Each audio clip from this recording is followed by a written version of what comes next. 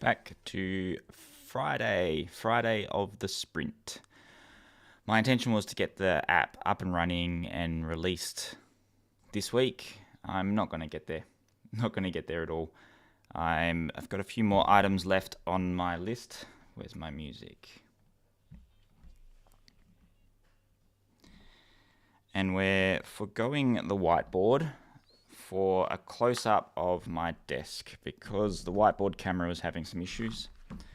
But I've got my list of tasks I want to get done. So the first thing I'm going to be working on is to create new project flow. This is for not live auto captions, best auto captions. Hello, Impulse Transporter. Welcome to the stream. I'm working on the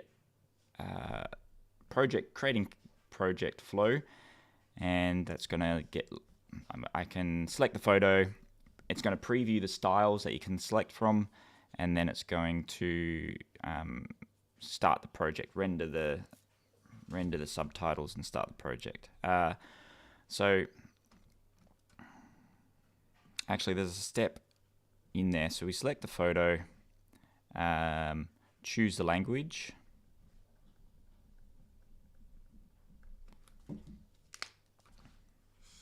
and then we preview the styles and select the one that we want, and then that takes us into the video editor.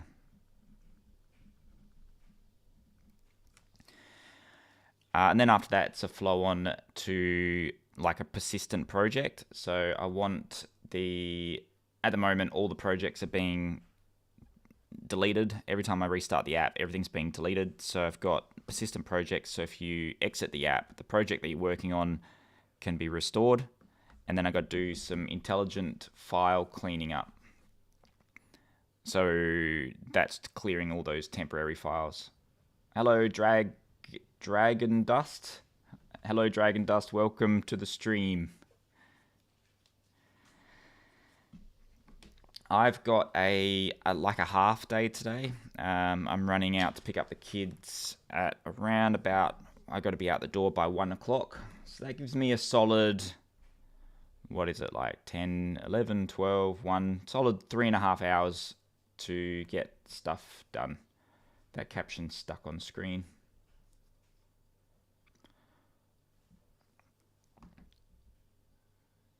No, it cleared itself. Oh. That's showing the same word. That's frustrating. This version I released. Let me just restart the captions. The captions were, this is the live auto captions that I created. It's a spin-off code of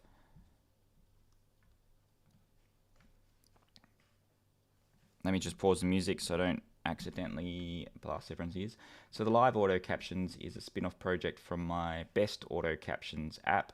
Best Auto Captions, you can add captions to, let me just add this here and here.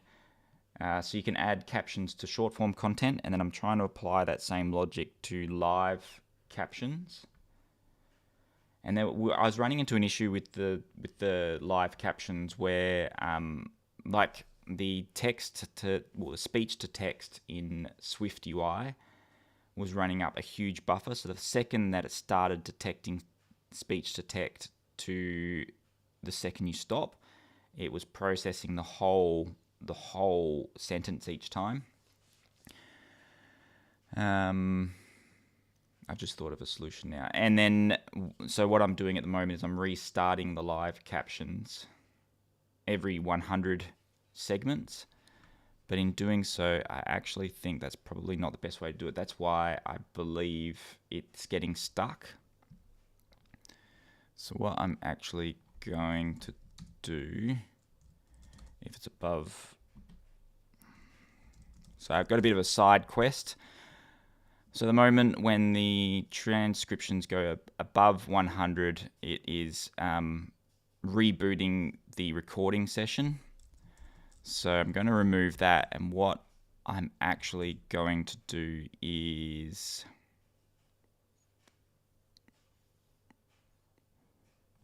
best string formatted string. So I might remove the captions altogether on the stream and just run with the window. First time Dragon Dust catches me live. Well, I'm glad that you're here. Normally I can only watch the recording because of the time zone difference.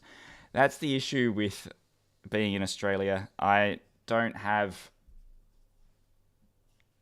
in your nighttime most likely.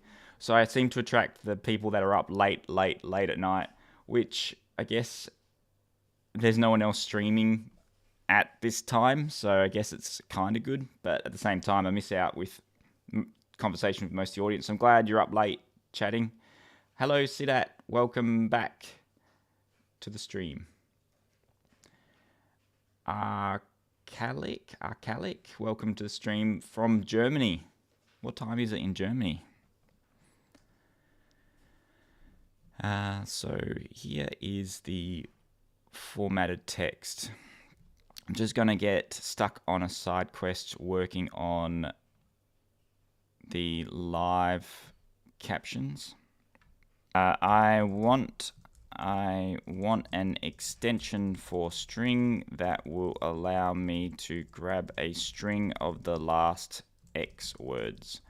So string dot last words count 10.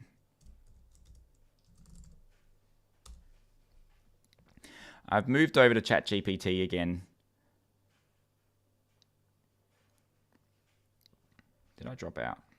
I moved over to ChatGPT again because I like the interface. I don't think it's as good coding, so I'm still going to fall back to Claude. But for ease, I'm going to be using ChatGPT again.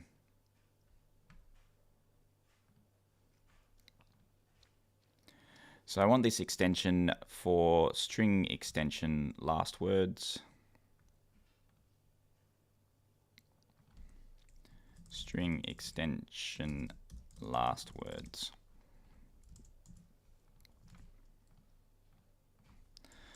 Last words count 100.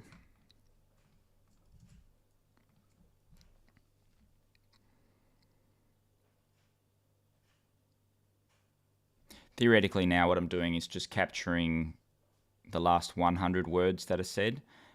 Because I think the issue is with processing. I've got quite a CPU intensive processing that happens once the buffer starts to get too big.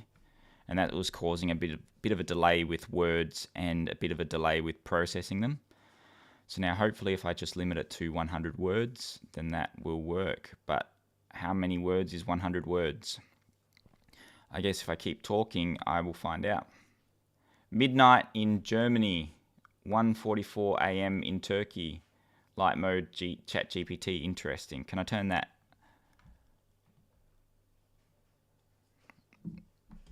Settings.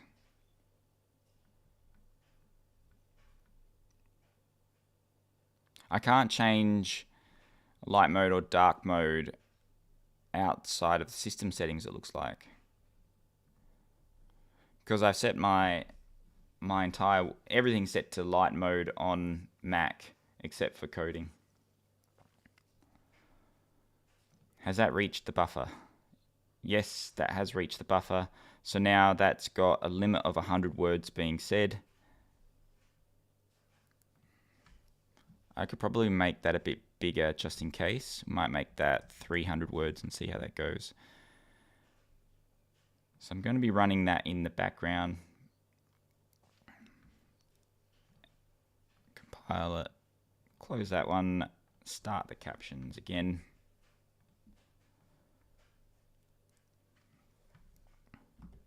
Pause the music.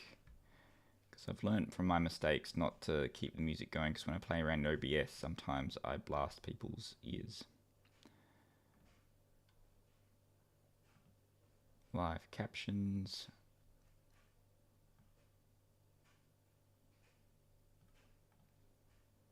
There we go. Live captions. Awesome.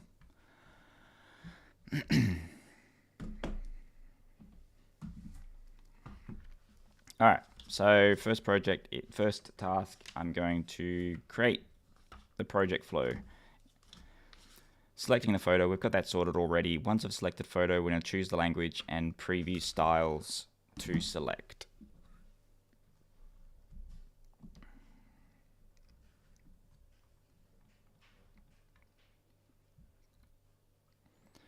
I've got all that in a content view.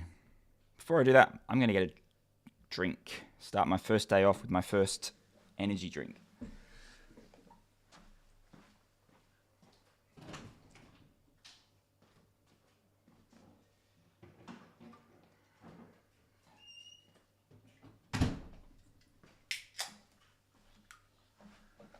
Oh.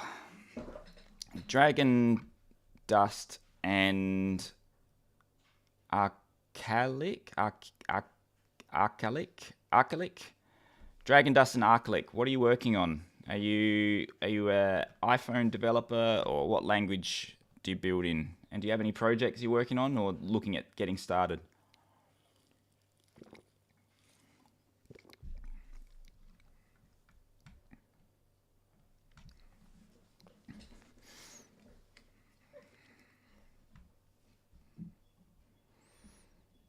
This music is a bit dancey today.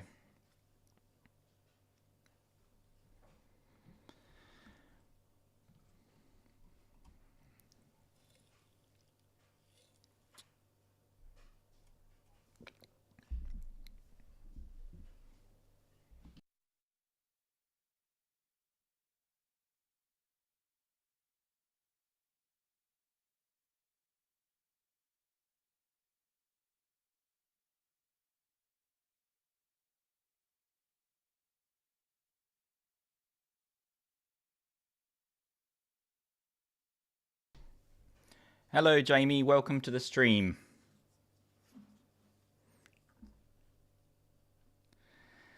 Dragon Dust, a senior iOS engineer. In my free time, I work on my own apps. Don't judge my code. I'm a bit hacky with my code, so as has been pointed out, I don't really follow a lot of the data structure methods. Like, I'm just fumbling my way through. So as a senior iPhone developer, shield your eyes. In my free time, I'll work on my own apps. That's awesome. Have you got many on the App Store? We hear no music, by the way. Interesting.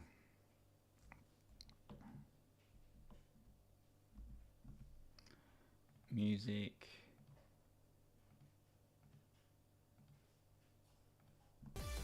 There we go. There's the music.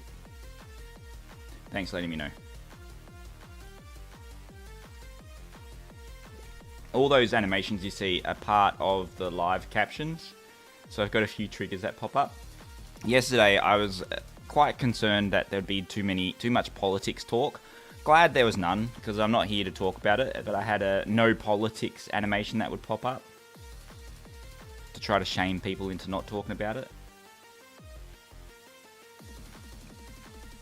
Did that stop? Nope. it didn't. I'm a mobile archaic. Am I saying your name right? I'm a mobile dev too. I use React Native mostly. Just getting started with indie hacking. Got one app at around 300 monthly recurring revenue. Hope to ship another one by the next week. That's awesome. How long have you had that up? How long have you had that app and run? Bleh. I'm gonna get words out soon. How long have you had that app up and running in the App Store to reach 300 MRR?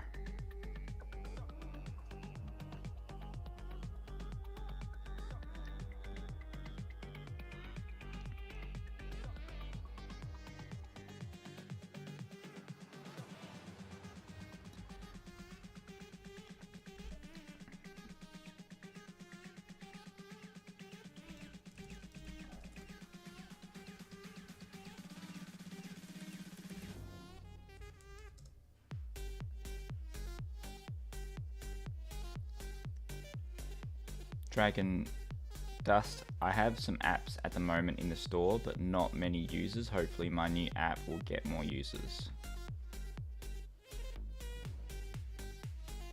What's happening to subtitles? They've stopped. It's crashed. Has it crashed? Settings. It's running a bit slow.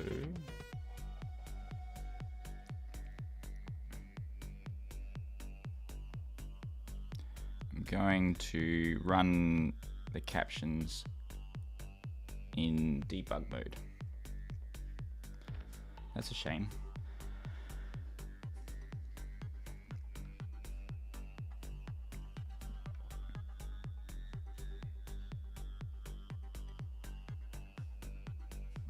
I'm going to add the captions again.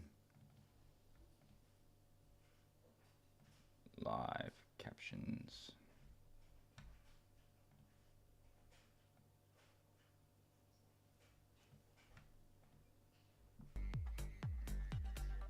So I'm going to keep it running in the background, debugging, and try to work out something caused a loop then that caused it to just freeze up. So I'm going to keep that running in the background. Get back to the other one. Dragon Dust has some apps in the App Store, but not many users. Hopefully a new app will get more users. If you want me to have a look at the SEO, the ASO today, App Store Optimization, I can.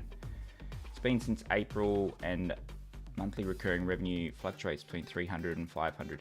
It took me, I took a few years to break past that 500. That 500 seems to be a real sticking point. And my strategy was to just keep releasing lots of apps at that 500. What do I use for counting the lines of code? This coding widget on the side here. This coding widget. There you go. This coding widget on the side I've created. So it tracks just keystrokes in Xcode and AI, like AI apps. And I get quite a few people saying it's interesting. So what I want to do is release a version of it. And I think what would be cool is if people could download it, code along, and have leaderboards, or like a track who's coding and how much people are coding. And I recently become a YouTube partner, so that might be part of what's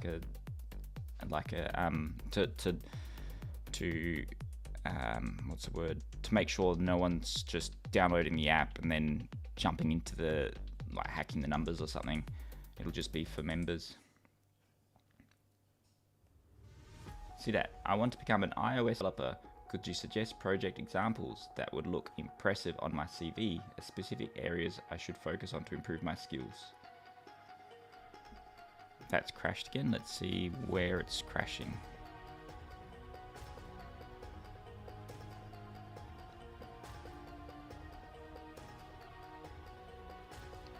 Did it crash?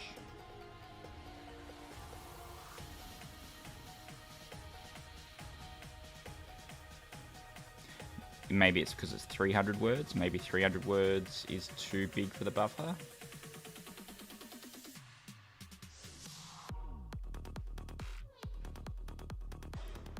but I can see it's taking its time, so it gets to there. Okay, so I'm recognizing the word on the main buffer. I don't want to do that. I want to keep that in background.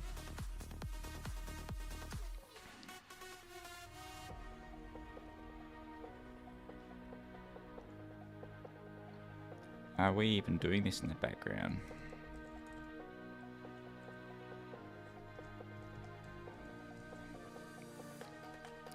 Recognized word. So we have start recording.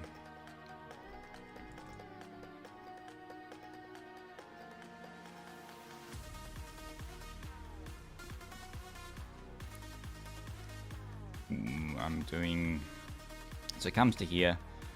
If last words does not equal words,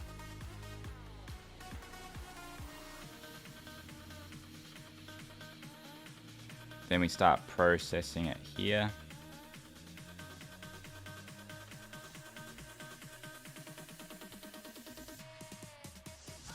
And we set last words.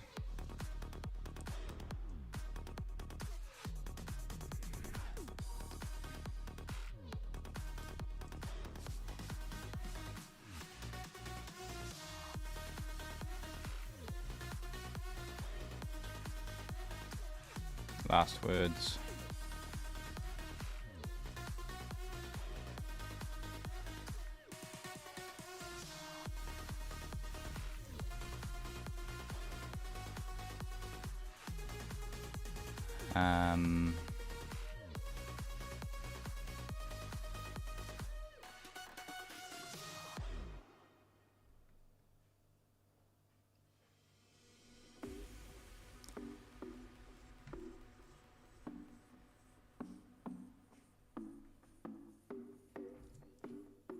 Whenever I add it to, so we need to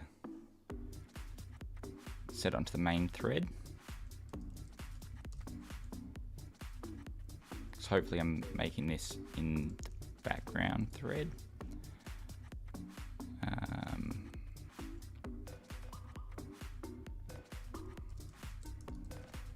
Last subtitle updated interval is that.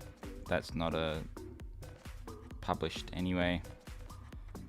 Last words not published.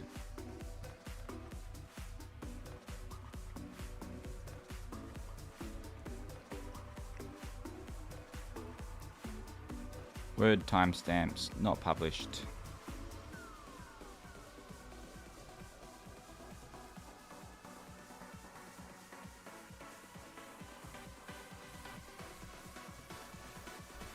So the only one, so yeah, it's the raw word timestamps that are published.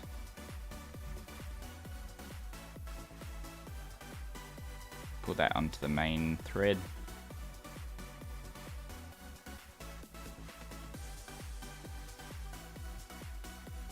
And active frame, active words.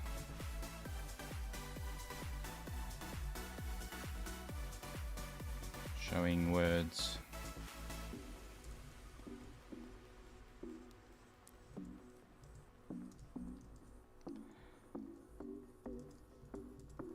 Active words. I think that whole bit there, all of this can go onto the main thread.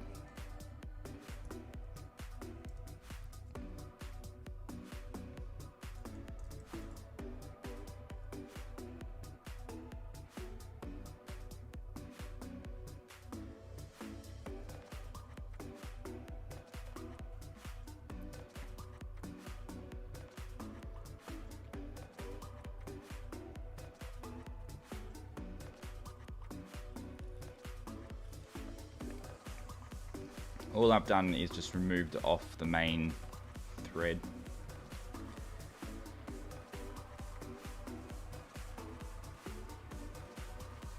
Arcalic, been following you on Twitter for quite a while and always loved your content, but I never knew you had so much charisma. Haha, love your vlog.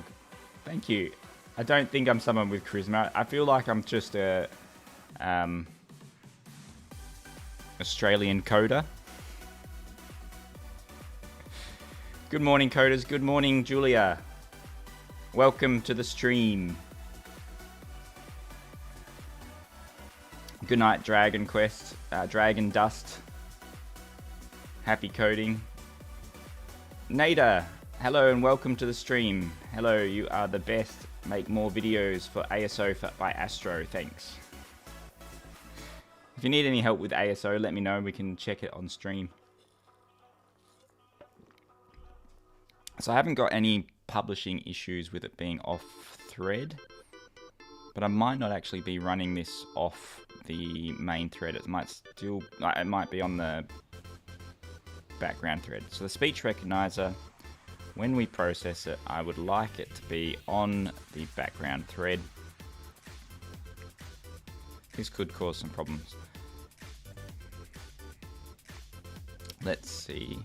What are we publishing here? We are publishing current word only. So we call in current word, yes, so that calls to the main thread, and then we recognize the word.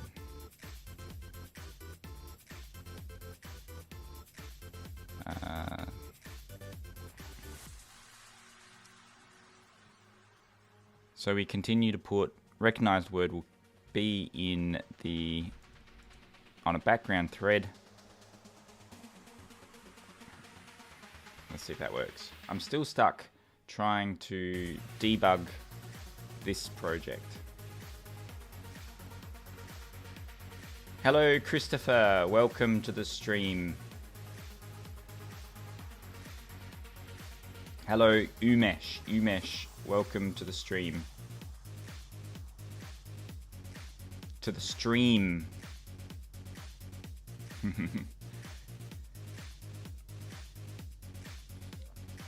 I can see I've got some publishing issues there, running things on a background thread. Archive current, subtitle. Let's run all of those on the main thread.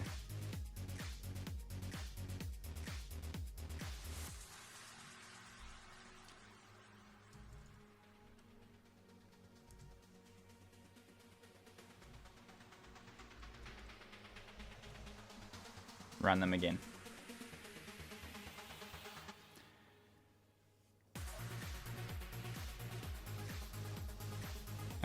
Let's see if this works. If I get any errors. So I'm not even at the spot that I wanted to get to today. Bit of a side quest.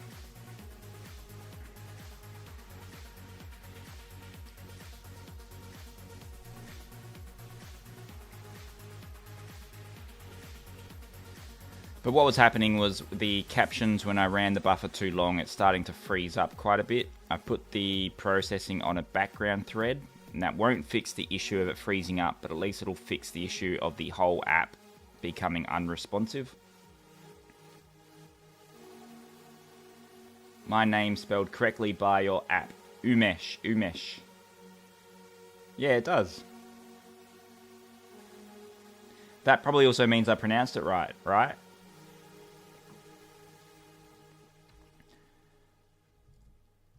So we went with 300 words.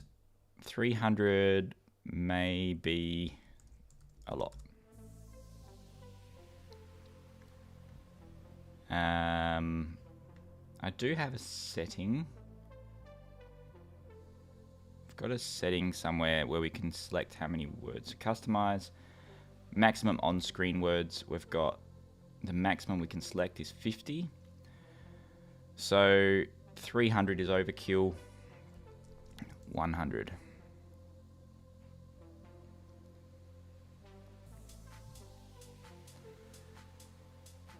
Maybe that will reduce the, and hopefully I've got ChatGPT to generate this. Yeah, that, I don't think that's CPU intensive. But let's see if that crashes now. Will I be doing another ASO check anytime soon? If you want me to check out, like, I could do it ad hoc. I'm happy to jump on and check any apps while we're on chat today. I've been trying to get these apps up and running, so I haven't had a dedicated time to actually spending like an hour or two of doing ASO. But if you want me to check it out, let me know your app.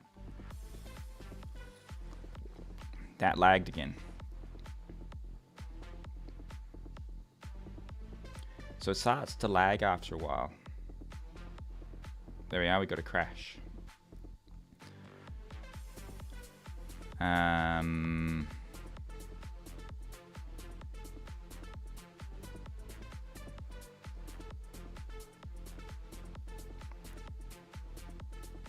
When set up speech recognizer, start recording words.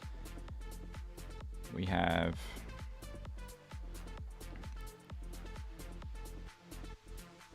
archive current subtitle, last words equals words. Why would that have crashed? It's trying to access to terminated the process.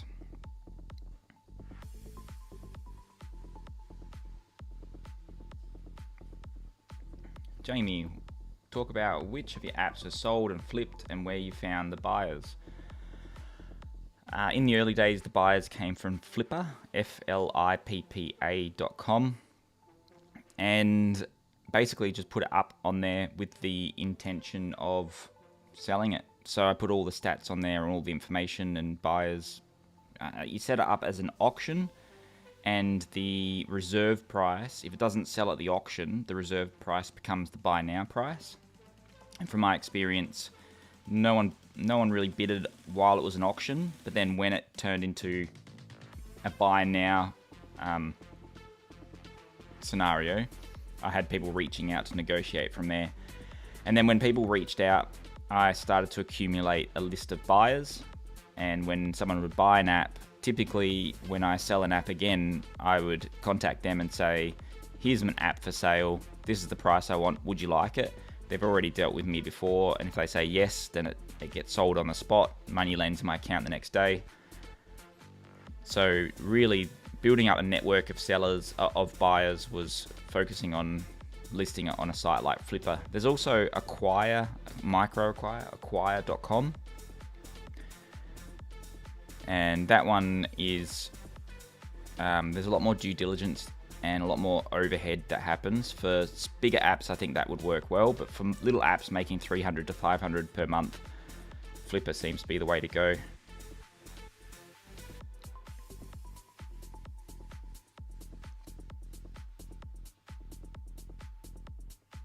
I've used a few voice recognition apps and they seem to completely break when it comes to recognizing my Aussie accent. This app you're working on picks up my accent surprisingly well.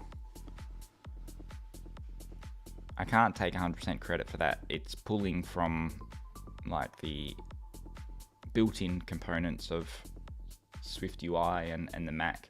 So it's got pretty good recognition of Australian accents, but I agree. Most words come up well, some words don't.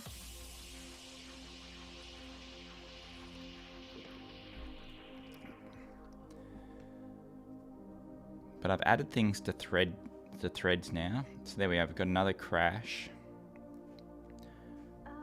Maybe we remove the threading because that's just causing crashes now.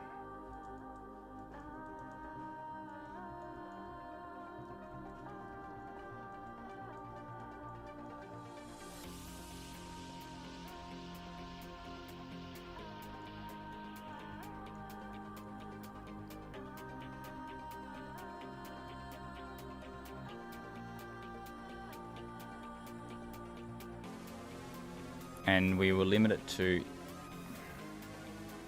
so it is processing on the main thread, which I don't like that, but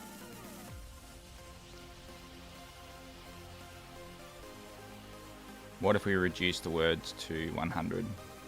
So we've already decided that the maximum it can go is 50.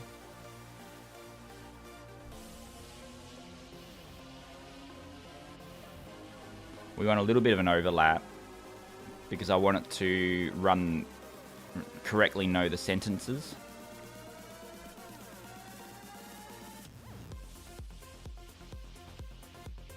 Nader, where to find keywords for an app without using AppFollow or Astro? Can you suggest me methods to find more keywords? They're the best insights. That's the best way to do. Otherwise, looking at the App Store to see what the popularity is of keywords. And the best way to gauge popularity of a keyword is to search for it, look to see how many times that keyword is shown in the title of the results, and then how many rankings someone has. But this is limited now to 70 words. Seems to work a bit better. Did I just jinx it?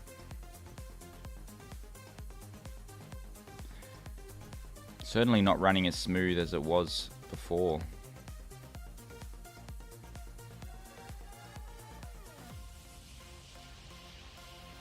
Who knew this would be such a... Yeah, I don't know what's happening there.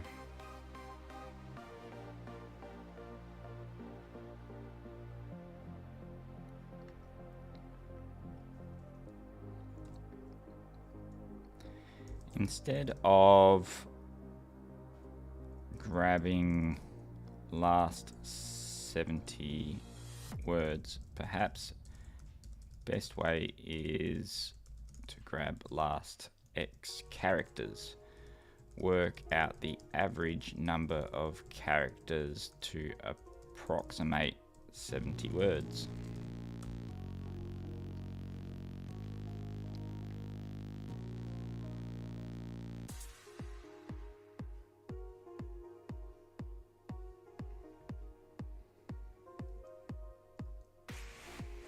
Doesn't need to be so complicated. Just ignore making an extension and just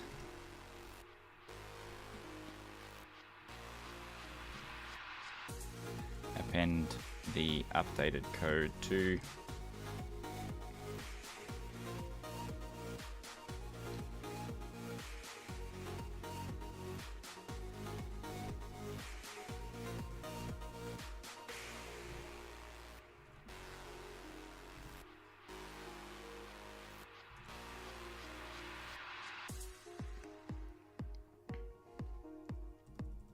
six times 70, 420.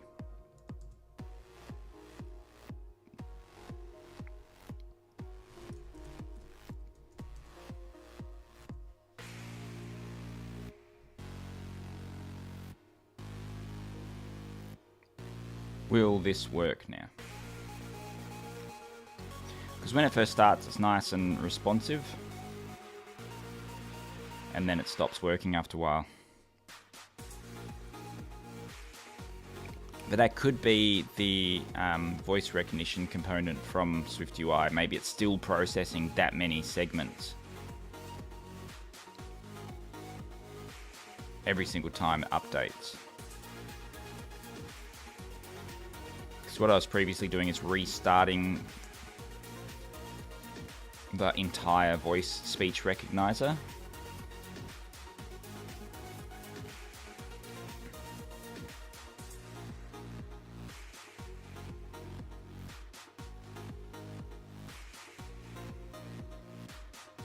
I wonder if I can... Yeah. Well, that's running a little bit smoother. Each time I say that, I keep jinxing it though. Oh. I wonder if it just froze a bit. Every time I say it, it then freezes. What is going on?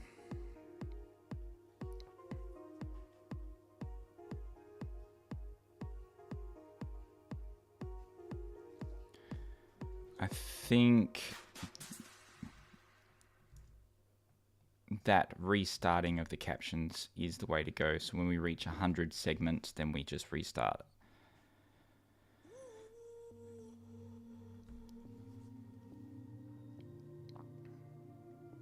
I would like this project just to work now, because I'd like to move on from it.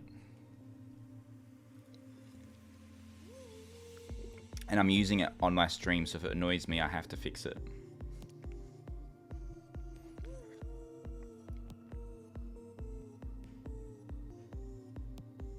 Do I think an app for Mac generates money? I don't think so. From what I found, it doesn't take a lot to actually rank it on the App Store. So go live auto captions, download, open App Store. Yeah, so I'm ranking 122 on the App Store.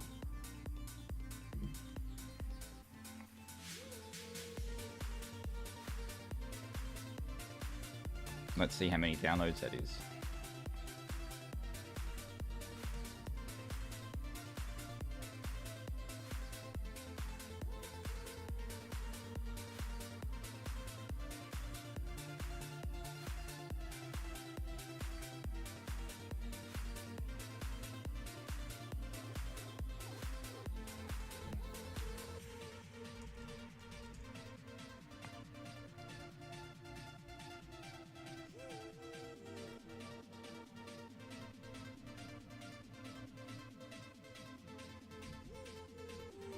Total downloads over the whole course of releasing it, it's only had 22 downloads, and that gets it ranked 122 in the charts.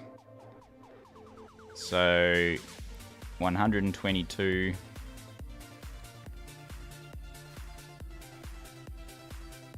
is there, and that is from 6 downloads today, 0 downloads yesterday. So all of these apps underneath it have less, and to get to 122 on the iPhone App Store, I'd need literally hundreds or even thousands of downloads.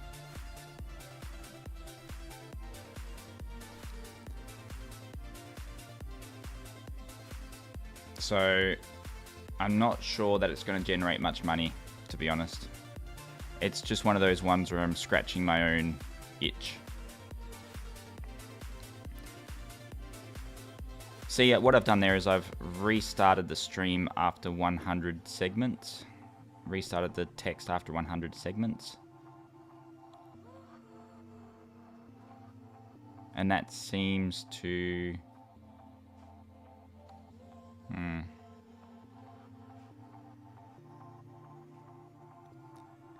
I'm not convinced that it's working all that great. Now it's restarted it.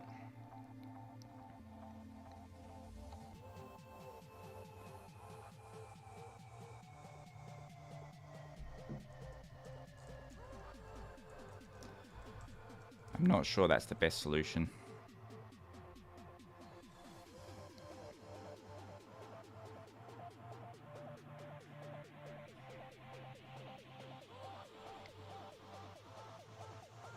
But it starts to run too long.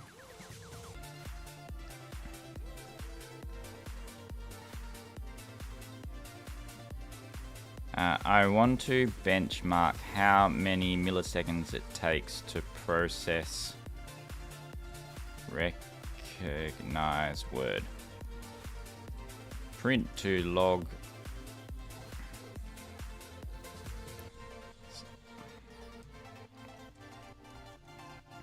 Print to log how long it took here.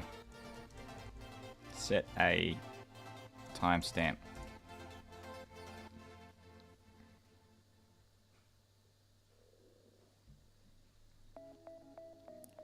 Because I'm wondering, it's either my code that's causing it to lag, or it's the way that transcoding happens, because I don't think it's really... The transcript's not really made to do long buffers like this. I'm thinking it's more to do with, like, when you ask Siri a question, you're rarely ever asking Siri a question that's going to be a really long question. So I'm just checking how many milliseconds. So at the moment it takes about 14 milliseconds, 10 milliseconds to process the words. When I see a bit of a delay, I'm going to work out if that's because of this processing or not.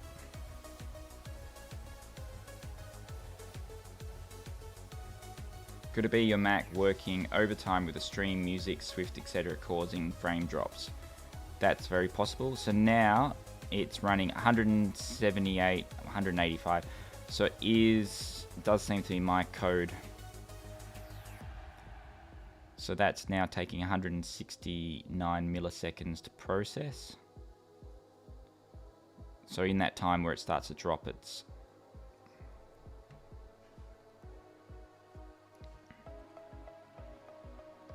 best string.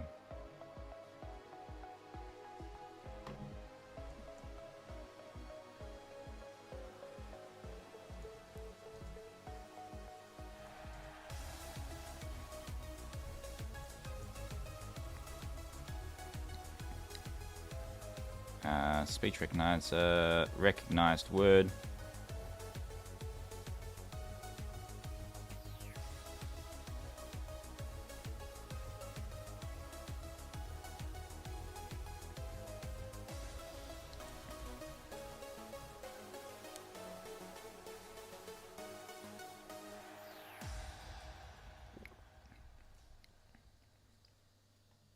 Split words.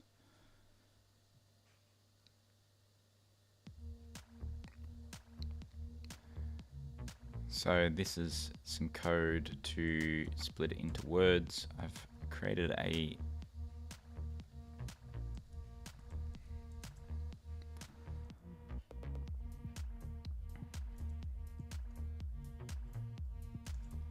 last words is a string.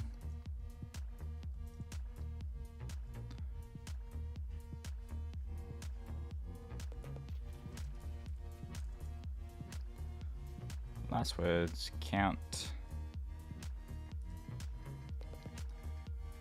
Last words group is turning it into a group of words. So limit to the number of words.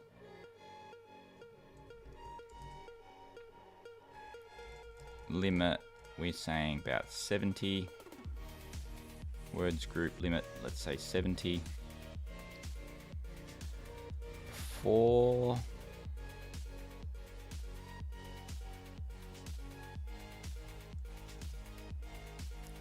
I want to get a bit of an understanding what is causing the slowdown.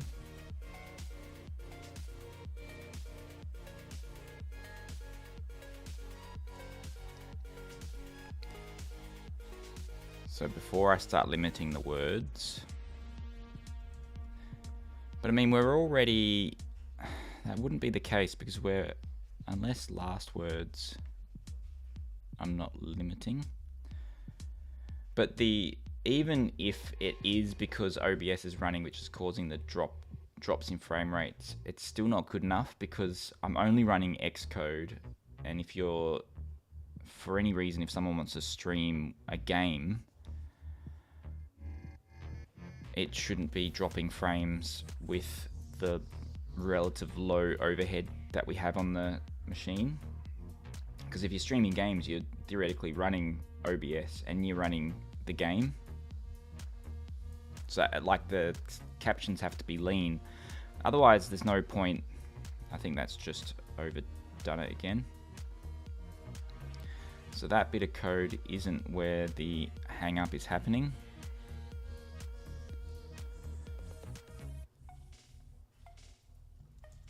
Last words equals last words.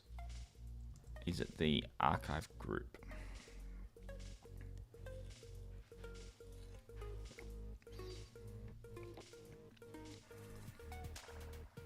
Because subtitles should not be taking up processor time. It should be a nice to have, and you shouldn't have to consider what's going to happen with the processing. But something's happening where when it runs long enough, it's causing a delay, and I'm not sure where that delay is. So it's just about running up the words to trigger that delay and then seeing what piece of code is causing it. So at the moment it's running at 0.05 milliseconds. and now it seems to have lagged again, but that's still running at 0.04, so it's not that piece of code.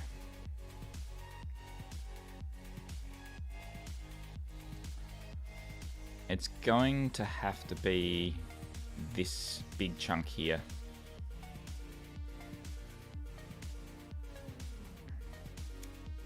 Because it's processing each word individually, setting word timestamps, stepping through each of the timestamps. This is running at 13 milliseconds, so all of a sudden that I can see is a lot more CPU intensive than the rest of that code. Because we're sort of stepping through the word groups.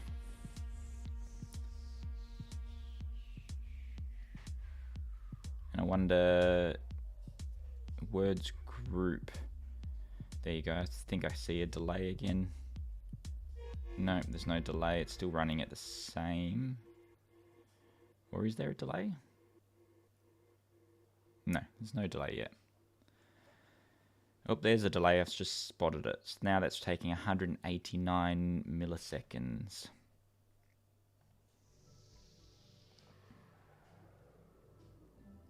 And it's not actually... There we are. So we can see word timestamps. Word group has 88 values.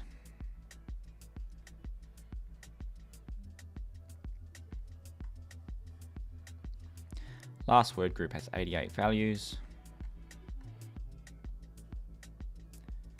I want to know word timestamps.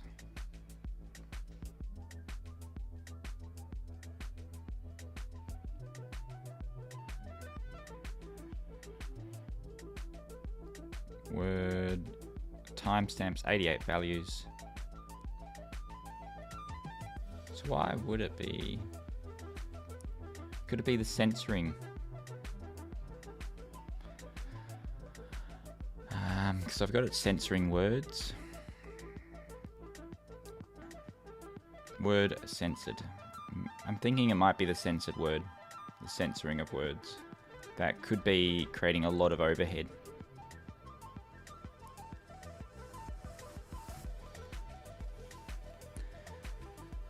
But why would it be doing that all of a sudden, is the question. So it just all of a sudden starts to take a long time on this particular piece of code. All of a sudden I can see it's reduced the overhead by about 30% straight away. So maybe it is because of the way the words are being censored.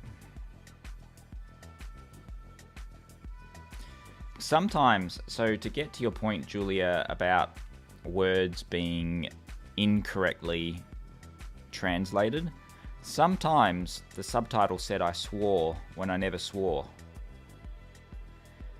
So I've gone with an approach where there was a bit of a delay then, but not too much. I've gone with a bit more of an approach where if the subtitles, like, I would rather the words to be subtitled, to be censored, than to say that I've sworn when I haven't sworn. And now subtitles have stopped.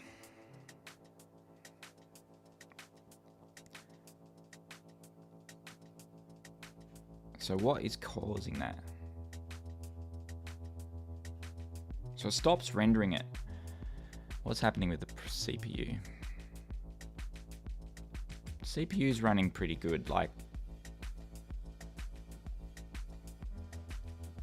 can I go down to actual threads? Discover what's happening on a thread level?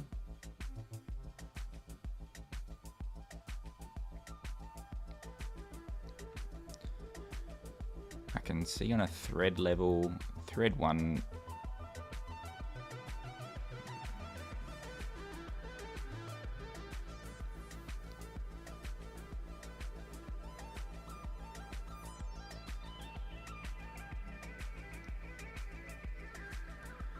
So I'm wondering what's causing that.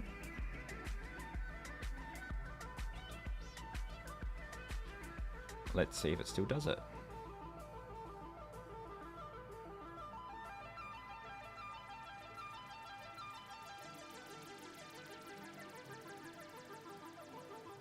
So there's a bit of a delay, and then it's not showing the word until I stop talking.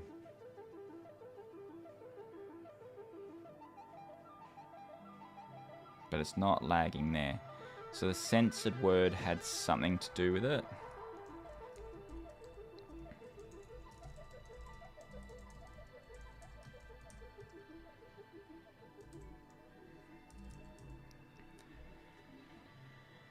But not the main culprit. There's something else going on.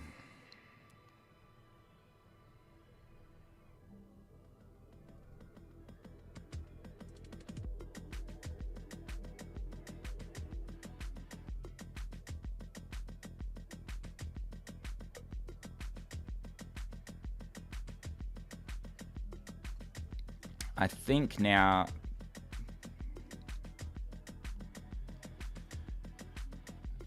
we have a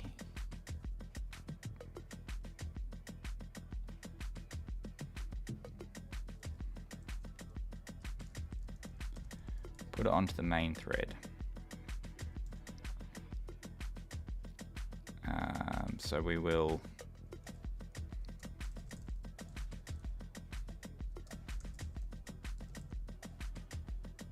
word timestamp. We'll process it off the main thread, and then we'll append it onto the main thread.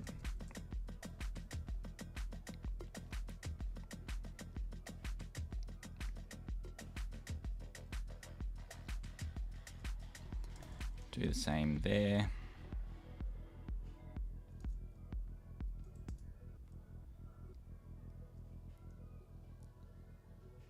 And we also want to do it on the main thread when we archive words. And then I guess this whole is that I've been through this, the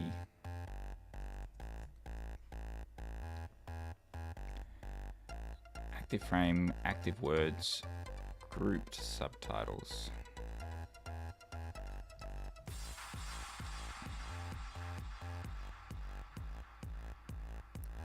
How to name a thread in dispatch queue.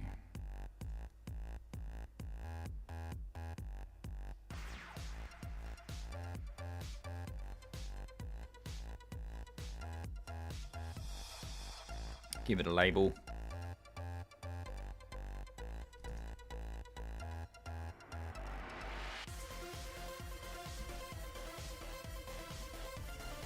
Label will be append word timestamps.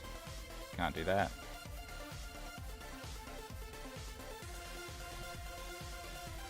Doesn't work. Nader wants to make $1,000 per month. What is the best strategy to make more apps? MVP or quality app? What's MVP? You mean like a minimal viable product? MVP? Depends on your strategy. I've seen plenty of people who have done really well.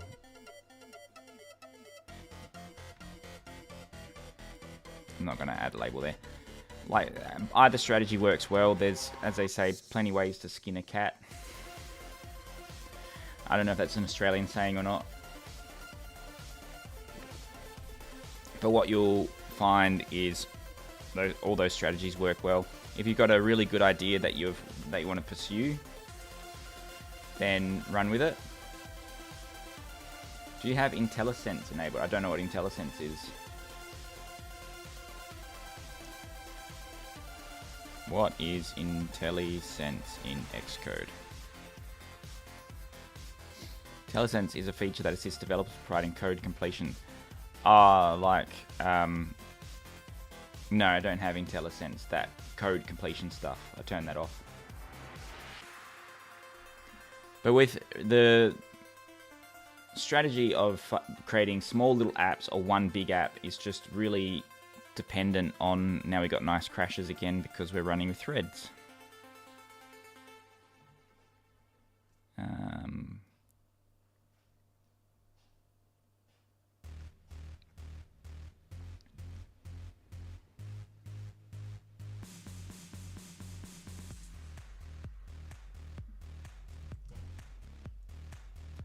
This code crashes when I publish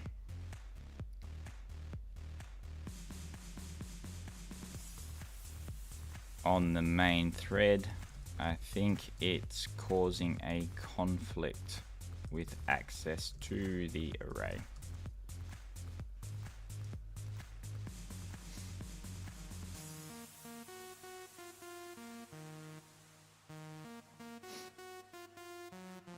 Oh yeah, Tommy, what I wanted to do was add like labels to the background thread so I knew what CPU was causing problems. What thread was, well, what process was causing problems.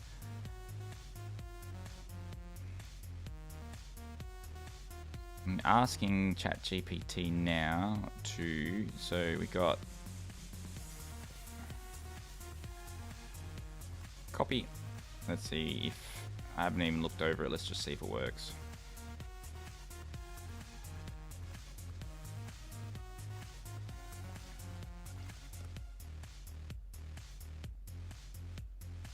Let's see if that actually works to start off with.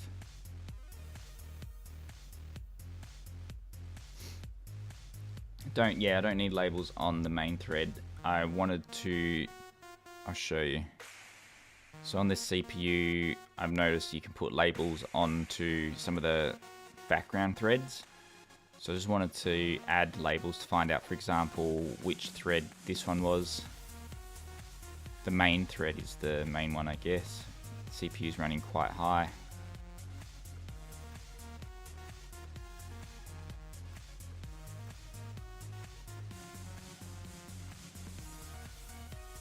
Speech recognition, is this still working? Seems to still work.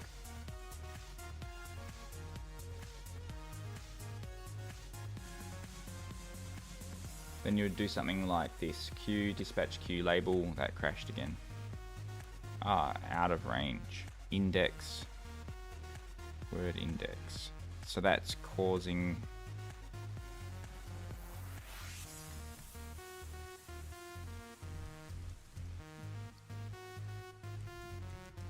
on the main, we can't really,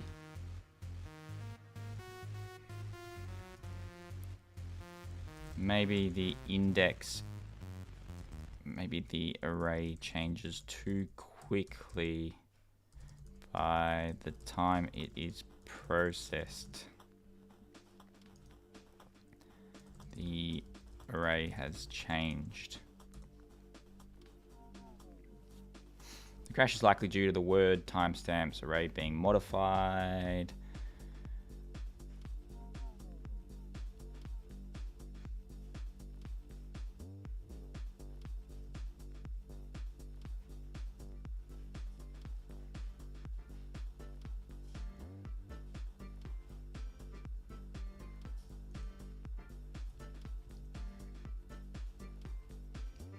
Okay, so I'm already checking it here, and then I'm then adding it to the array. Let's see if that works. Do something like this, dispatch queue label something, and then queue async. So you don't have to add global to the dispatch queue. When you add label, it does make it like a background thread.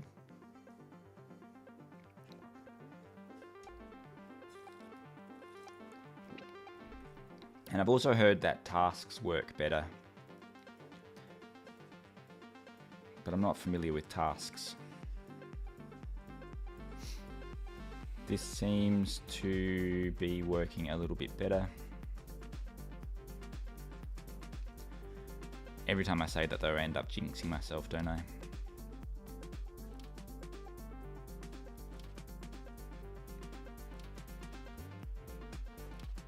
Async means the code runs asynchronously while the rest of the code runs synchronously. You shouldn't do changes to arrays on main thread. That should be reserved for UI changes.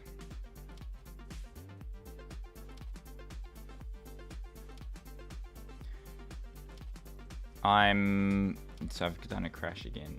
It stopped working again. It will get out of sync. Well, I think that's what's happening. We're getting out of sync. And I'm doing like a hacky way of getting around it. Active words. So am I actually calling grouped subtitles from anywhere?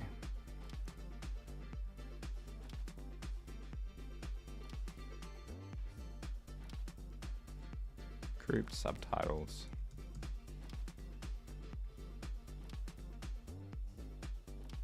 Items. And I'm stepping through the subtitles here.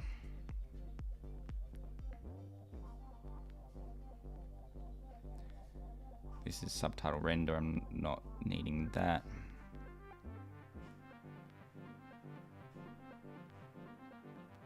So what I'm wondering is whether I even need to be. So it's I'm going to remove all this.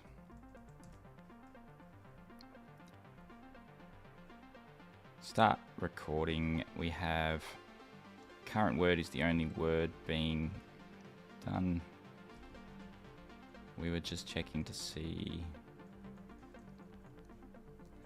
That removes the number of words, so we're not overdoing it. Then I removed the resetting the transcript recording, and then I get the recognized word.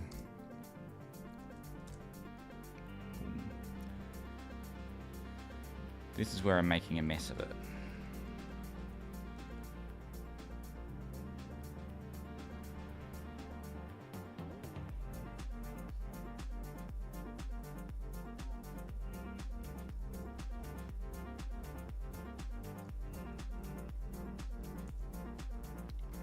We discovered that censored words are taking up a little bit more of the CPU than we anticipated. We wanted word timestamps. So word timestamps doesn't actually need to be published. Raw timestamps need to be published.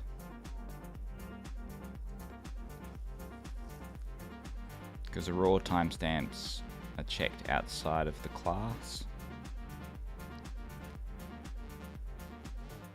Grouped subtitles. I wonder if I even need to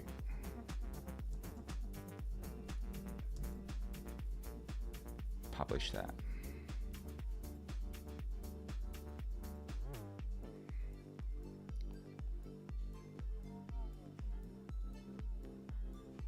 Latest subtitles. Subtitles append contents of group subtitles. I think I've got a lot of overhead happening. Change of latest subtitles.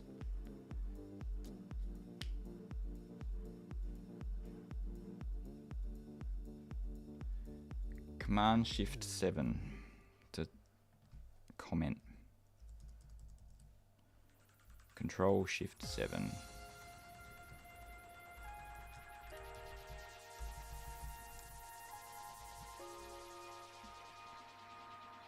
To comment uncomment selected code. Not necessarily working. Real-time captions showing words. I think I'm spending too much on this. This looks like it's a too hard basket.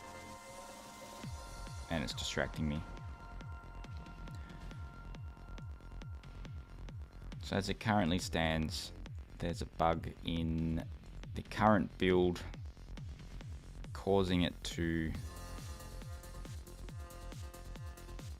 sometimes crash. Not crash, sometimes get a bit laggy. But the lagginess seems to happen when the buffer gets too big for some reason. I'm gonna pause that one. Caption test. Say live auto captions. Okay. If it stops working, I'm going to turn captions off, which is a shame.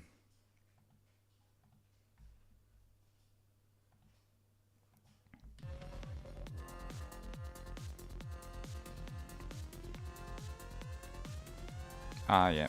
Command / does double slash. Command Shift /. I've bound a lot of my keys differently. Okay, back to where I wanted to be an hour and a half ago. Whoops. I've got live auto captions freezing after X words. So we've got, I want to create the project flow. It's that process of selecting the photo, and then it will pop up to select the language. So I'm going to create like a wizard that will pop up.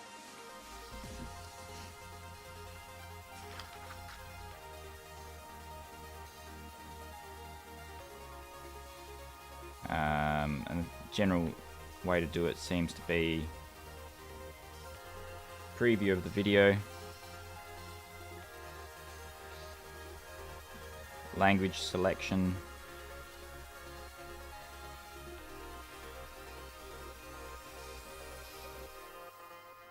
and then call to action, the action process.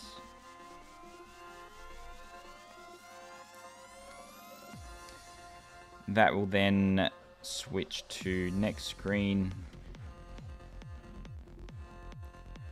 once the first subtitle is done. Then I want to have the ability to select the style, the caption style.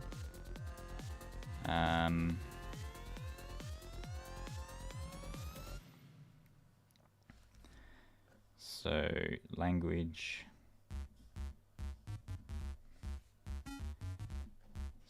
style, theme, and that will either be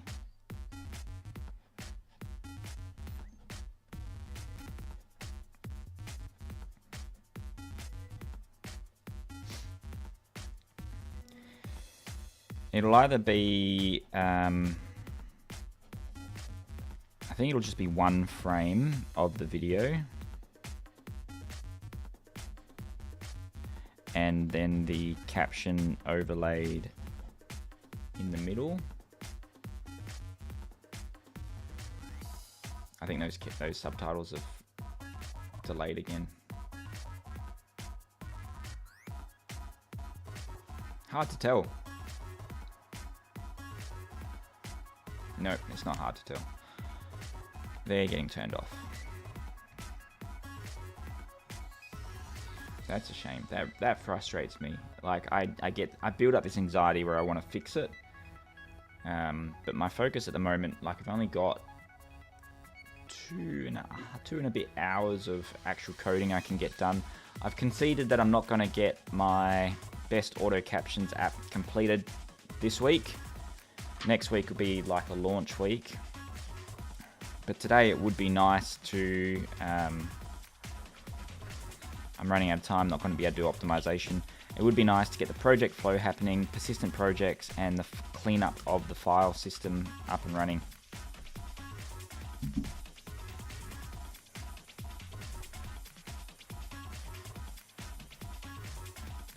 So let's go,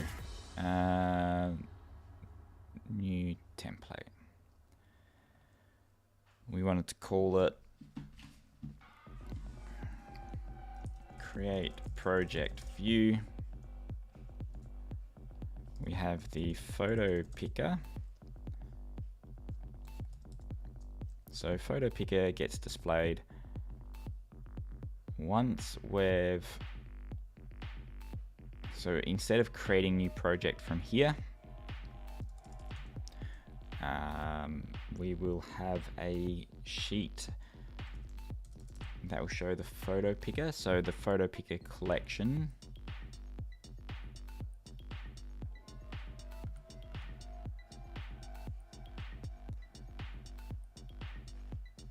Photo picker, select photo details. So we'll have sheet, item, selected photos, items, selected photos in.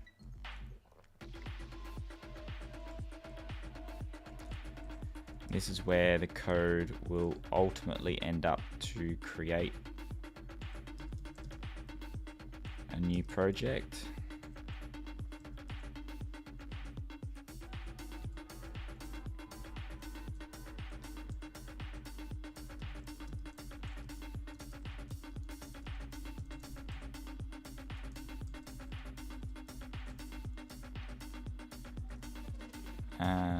State variable selected photos. What do I call it? Photo details? Photo details.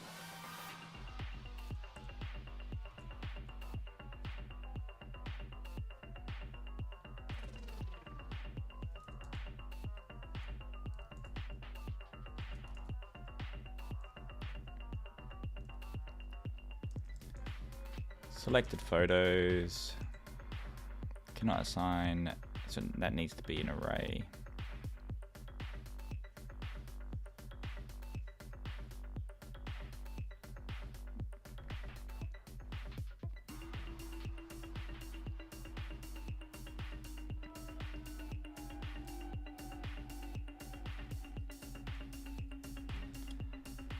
Don't think that works, does it? Because the sheet wants to have selected photos.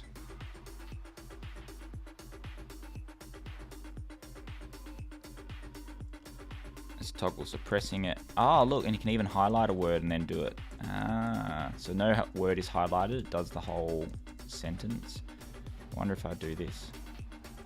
No.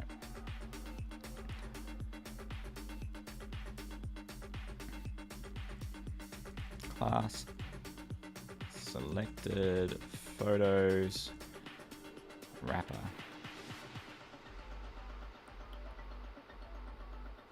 Selected photos.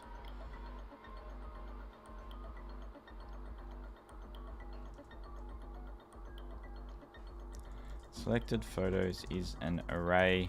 I want to create a wrapper to show the sheet item of selected photos.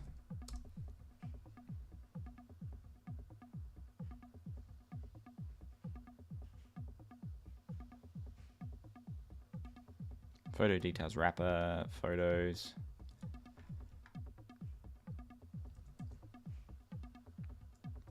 Photo details wrapper. Selected photos equals, and then we'll set it.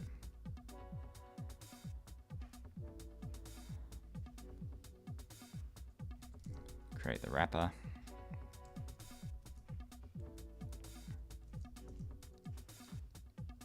And then this is not the code we want to run with in the end, but we have create project, create new project, create project. And we'll have a state variable selected photos, photo details.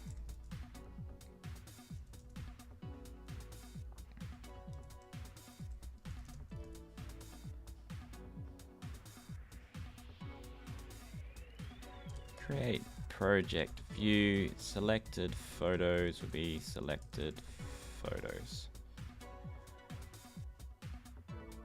Photo details, dot photos.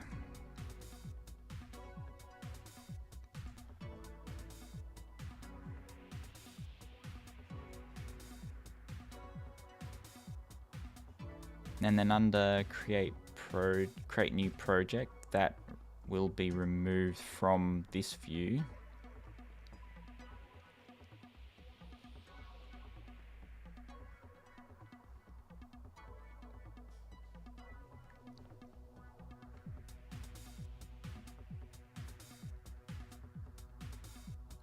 We move that to here.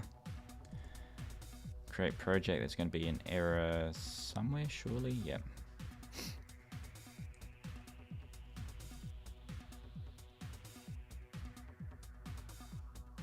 Don't think we actually use the project template anymore.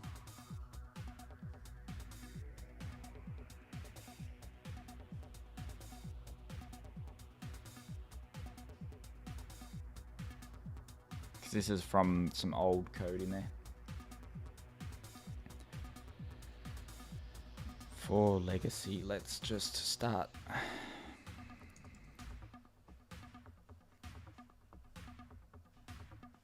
Error there. Project templates.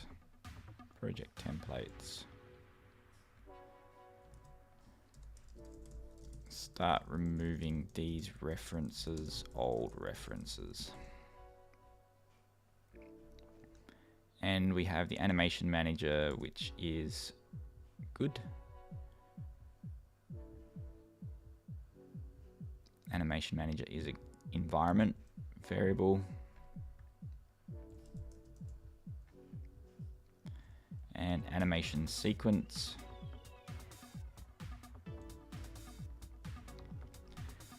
I don't actually need to set it here, do I? Yes, I do. Animation sequence.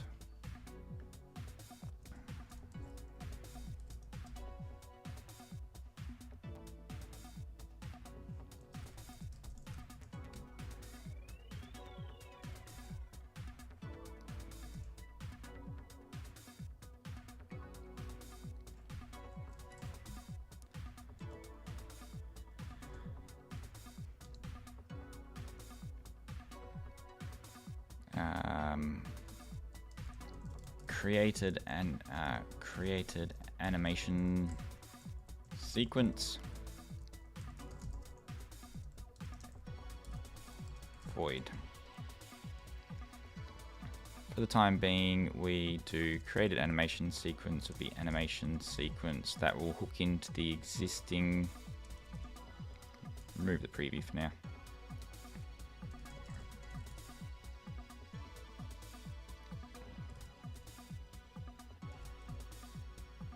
Create project view, created animation sequence, animation sequence in. So self animation sequence equals animation sequence.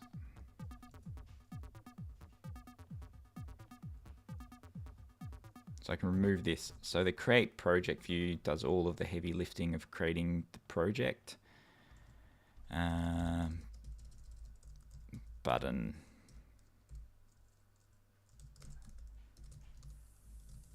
Text. Create. And the button will just do create new project, photos collection. We know what this is. This is selected photos. So we'll refactor photos collection, or just search and replace for selected photos. Place all.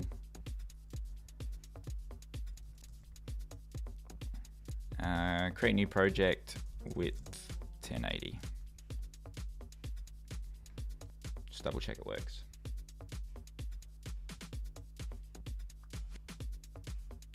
Doesn't work.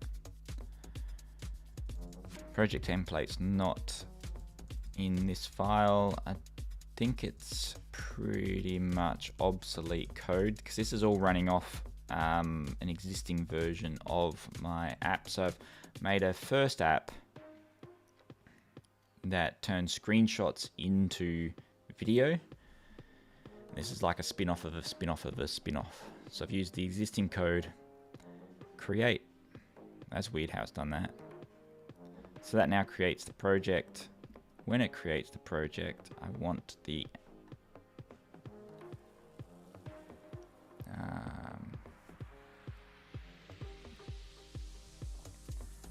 Swift UI code to dismiss active sheet.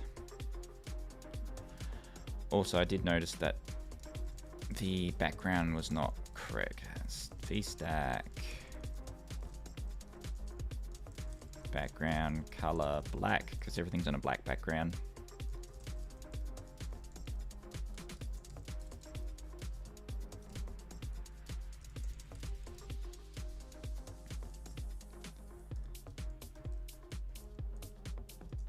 That's going to be not 100% wide. Environment dismiss.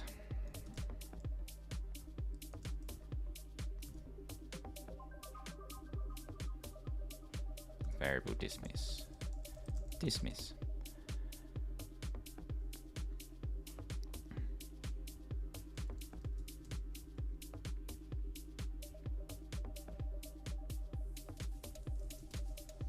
I wanted it to dismiss after creating a new project.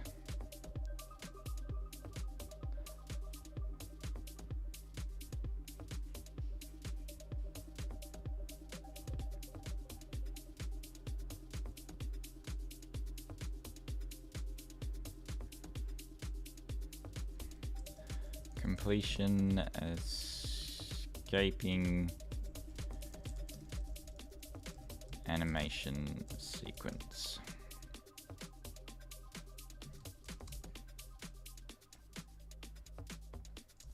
Completion animation sequence. I don't actually need that in there just yet, do I? Create new project. Yes. So we yeah, well, animation sequence in. We'll do created animation sequence. Animation sequence.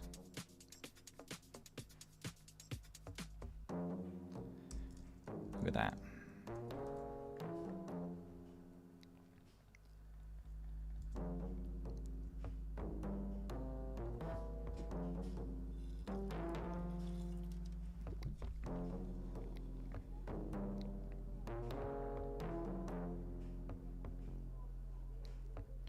Create.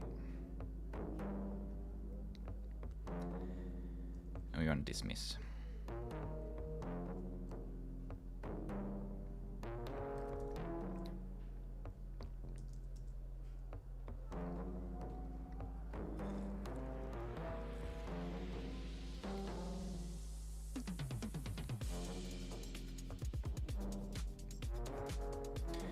What I might do, and that's not even dismissing, is it?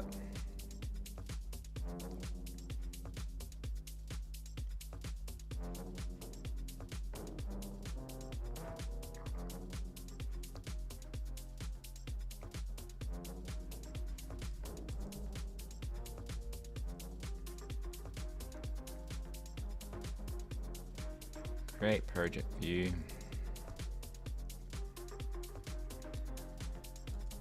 Make it the wrapper. Selected photos will be photo details wrapper.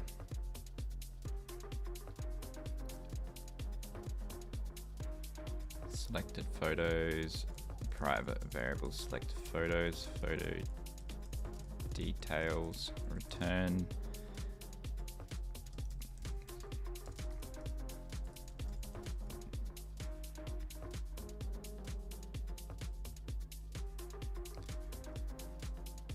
Photo details.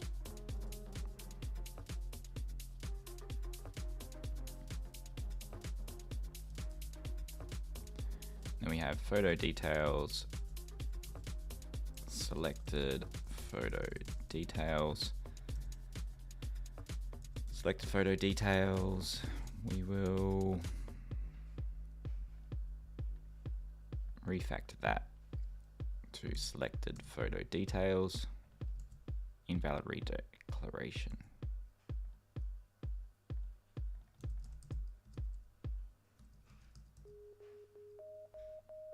Select photo details. Already calling that.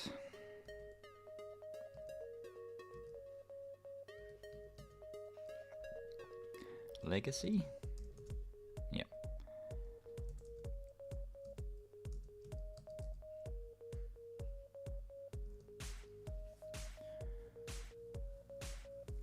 Actually, yeah, so photo details wrapper. In this instance, we're only loading one video. I'm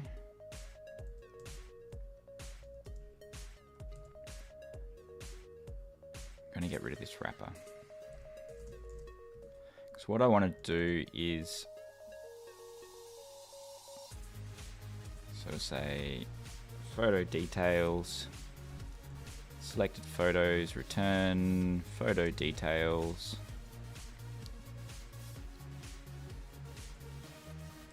Create project, selected photo details,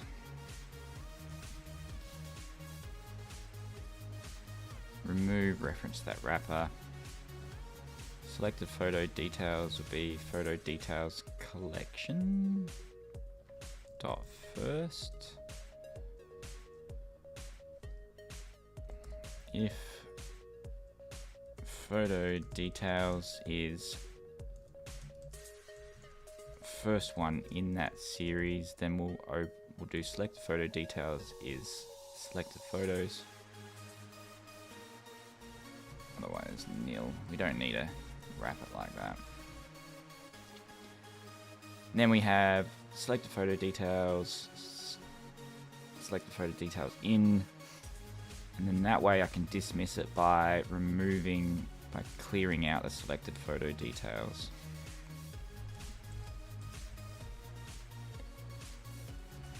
Photo details nil, and that should clear it. And then I want to remove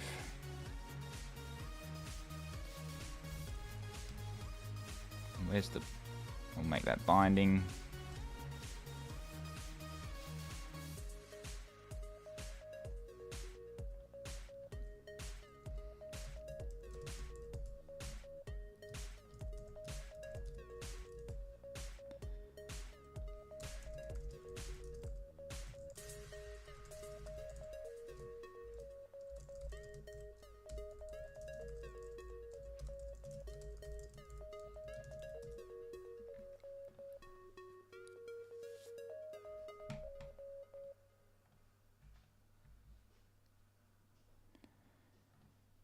Photo details, select photo, cannot convert photo details, expect argument binding photo details, selected photo details.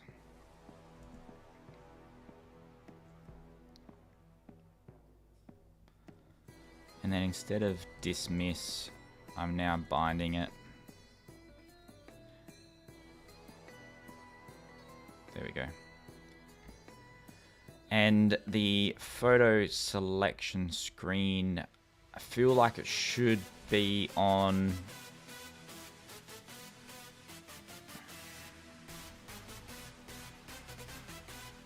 so this is the screen that should appear. No, yes, no, yes. Photo details.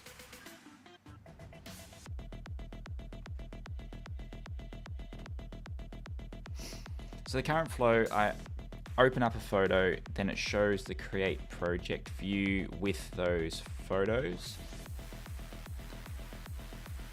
Is that the flow that I want? I'm not sure.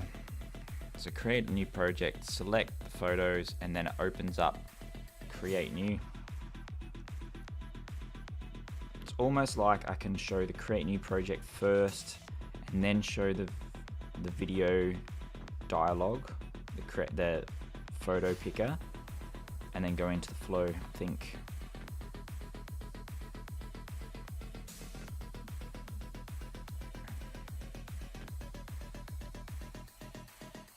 But then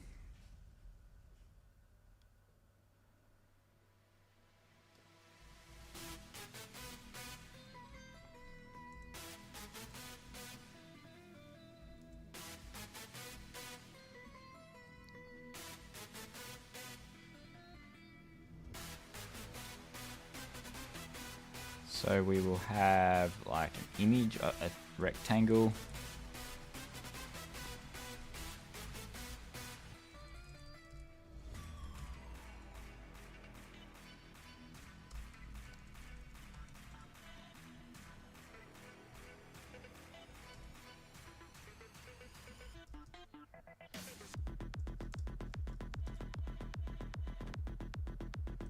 Show photo picker.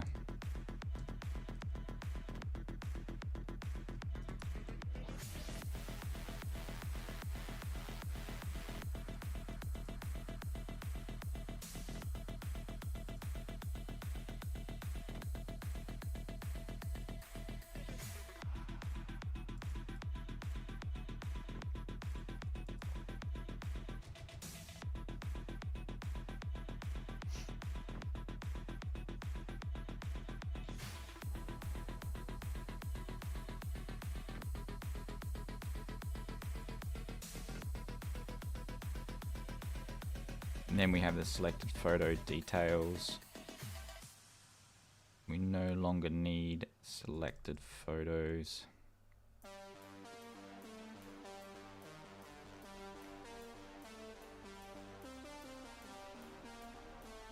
It'll be selected photo details. Photo details, remove that one.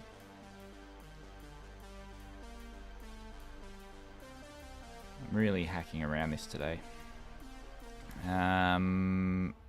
No photo details to be displayed there, which is to be expected because what we want to do now is have selected photo details removed.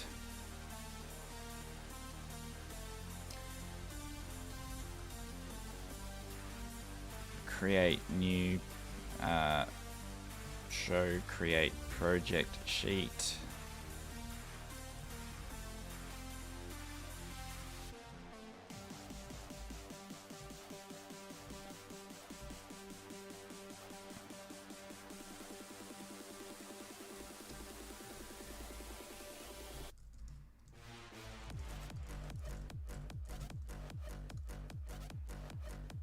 Create project view.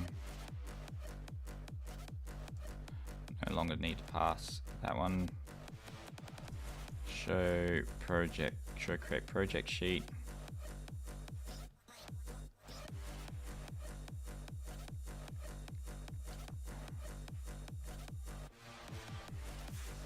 Preview, create project view.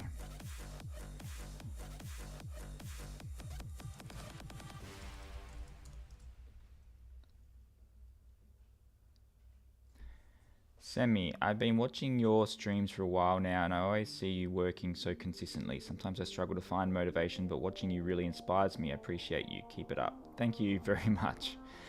My whole intention, like, I like to code, I like to create, so the fact that I can do this full time as a living, I love it. So it's just the consistency and the motivation is just because I like doing it.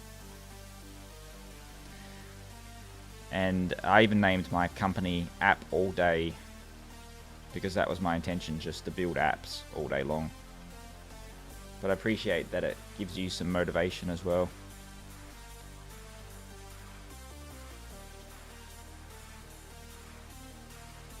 And I've tried it before, I've taken a break, but I ended up getting quite depressed.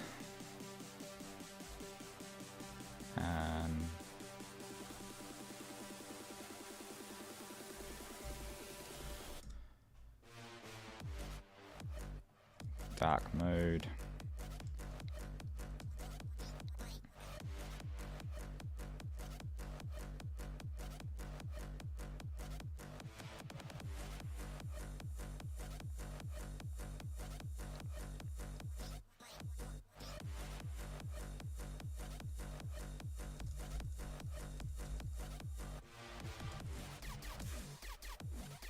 Show photo picker.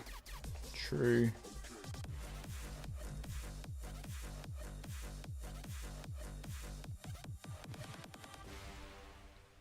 So what I want to do now is have the a preview of the frame. First of all, we do show photo picker.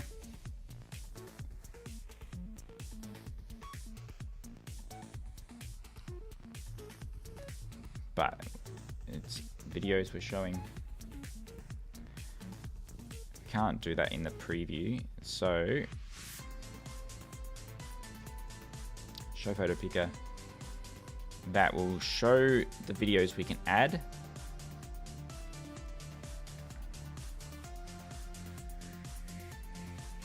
And this is going to be an image with the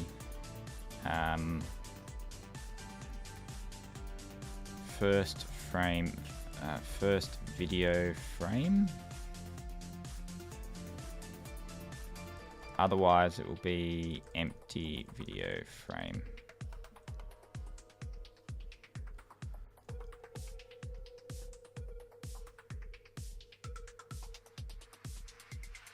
We've done this before. Where have I done this before? So if I open up the simulator, can't actually create.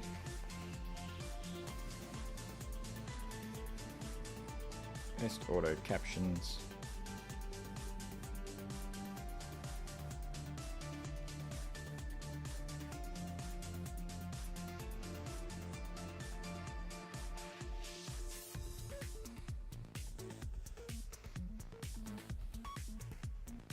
And we had it on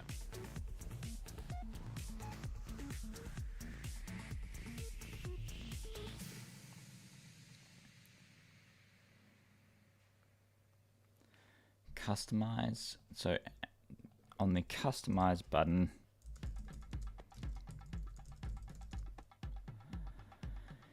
in the this one here, I'm pulling a frame, CG video frame, CG video frame,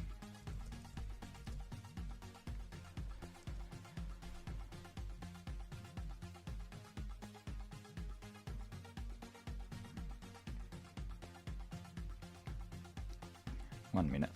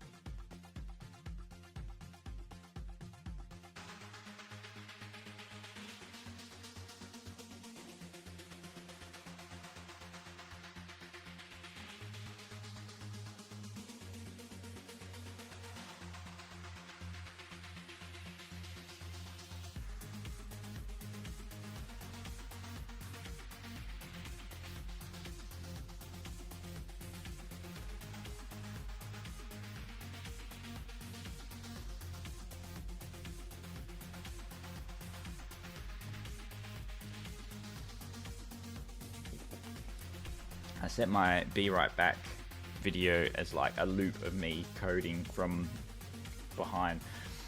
So I'm wondering if it looks convincing or not.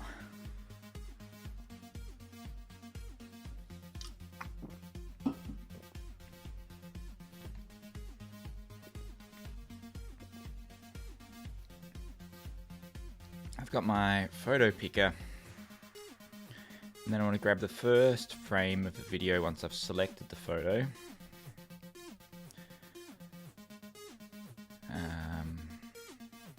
And how we display that through, there's a complicated way of showing it.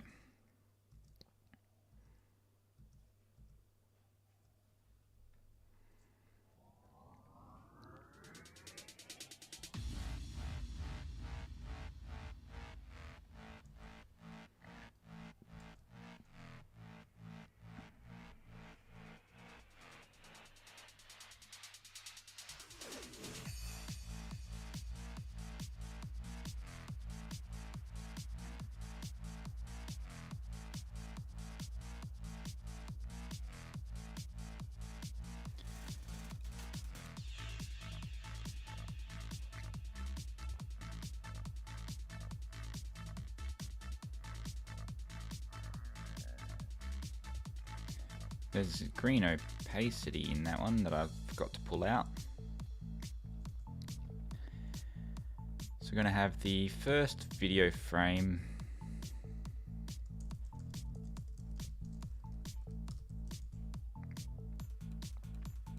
will be shown. I'll have a rectangle. This will be a Z stack. So I'll have a rectangle mask, rounded rectangle, corner radius 6.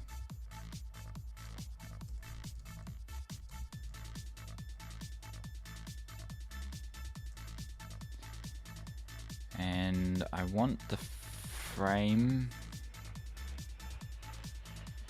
of the rectangle, frame of the whole stack, 200, height 350.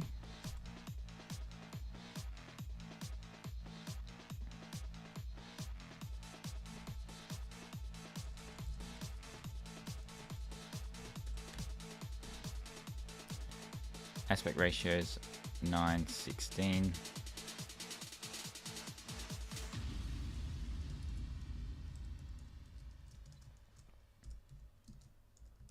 Is that how I do it?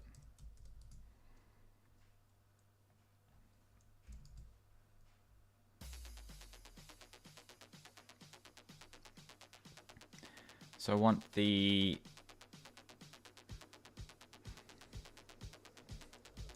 we have a navigation view.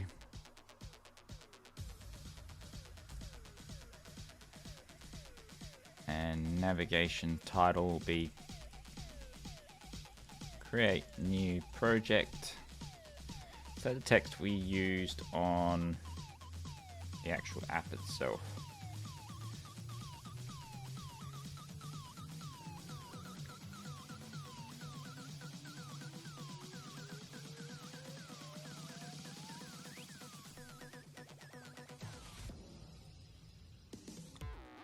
Yep, I called it create new project. I'm going to have a navigation bar display in line, and then I want to have the buttons.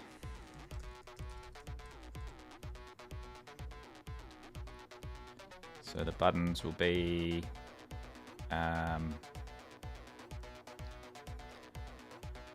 cancel will be cancel, and that will be is we have the binding element, which is we don't have a binding element. Is presented boolean. Is presented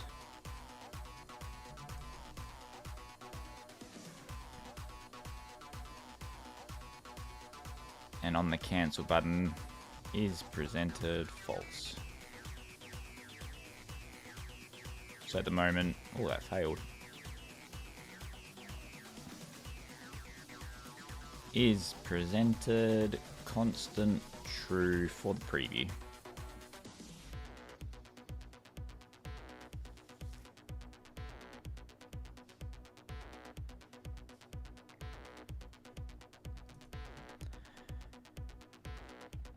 Create new project, not doing anything. So create new project.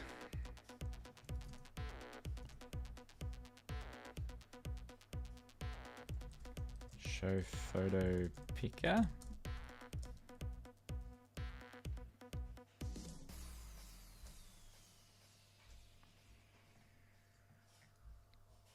Action will be show create project sheet true.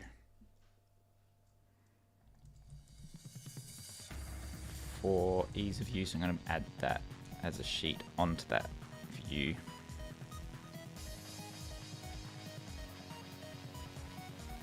Create new project. I don't need to have that background set anymore. I've got a custom background that adds a transparent glow, a transparent sort of glass effect. So when it's exporting it, it overlays over the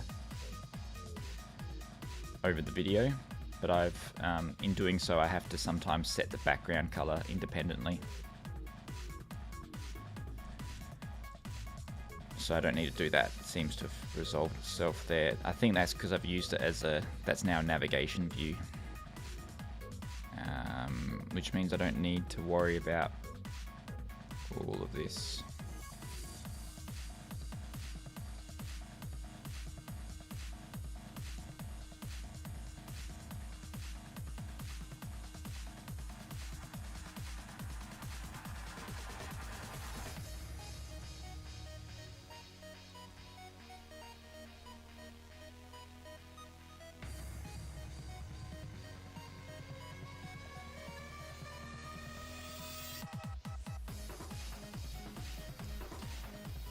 I think we're going to align it by the height.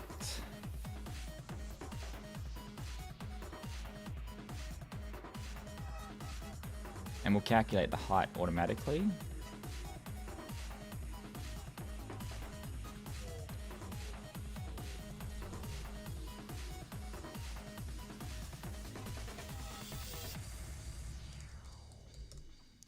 So we'll have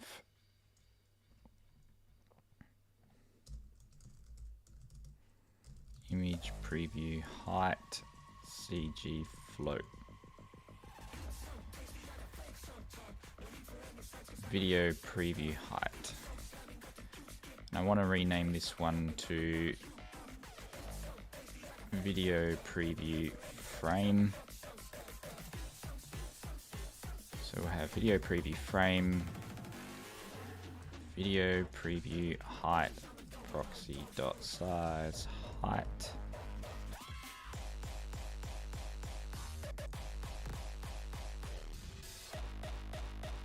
Video preview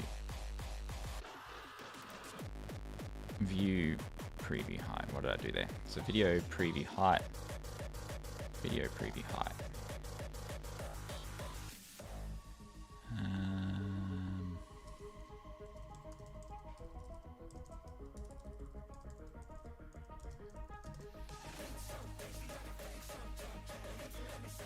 It's a clunky way of getting the width and the height of an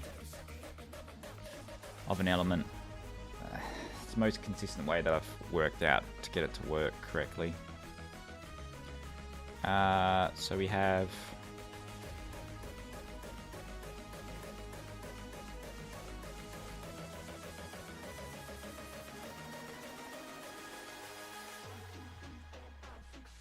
video preview height and video preview width.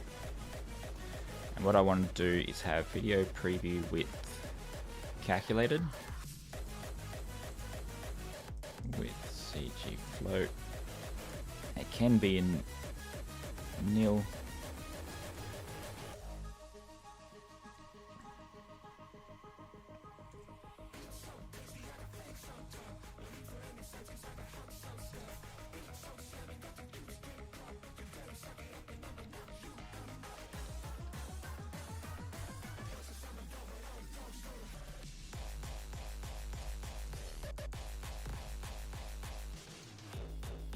Return video preview height times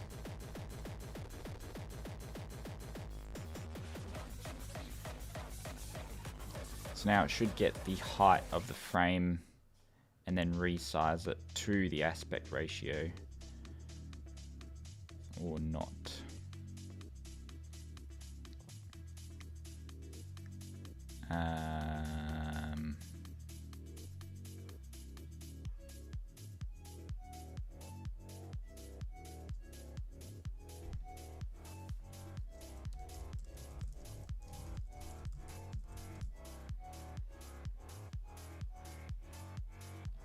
Foreground color, color theme, 3, 2.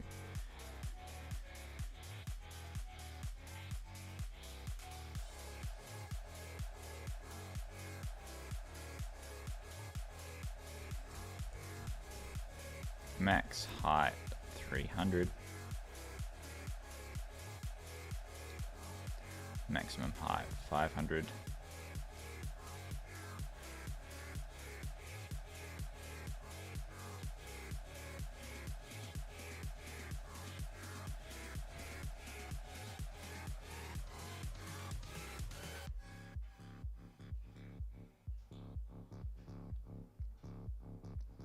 So when I create a new project, opens up videos, video frame will be replaced there. So we have the photo picker selects the selected photo details.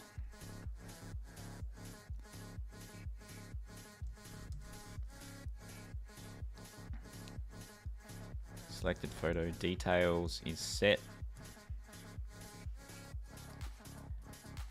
In setting the selected photo details, I'd also like to video URL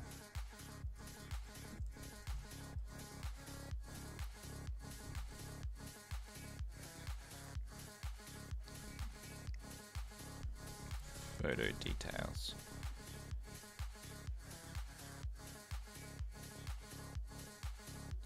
We got the URL in there, so I can go let URL equals selected photo details dot URL.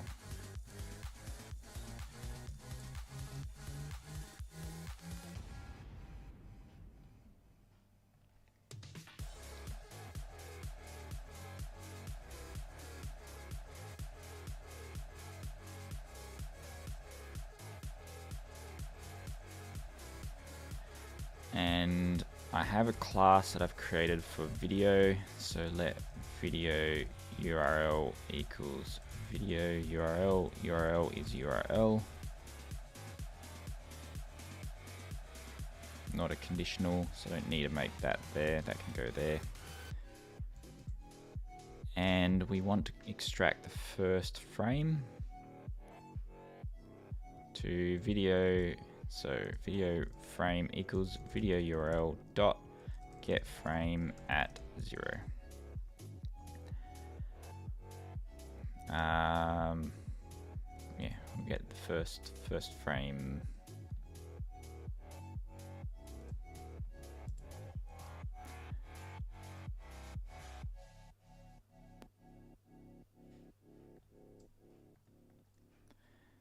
So then when we select a video, it will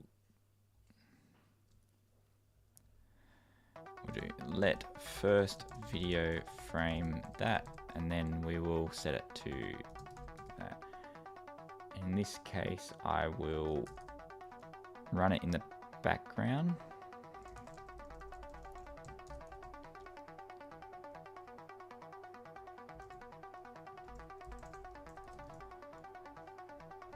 And set it on the main thread.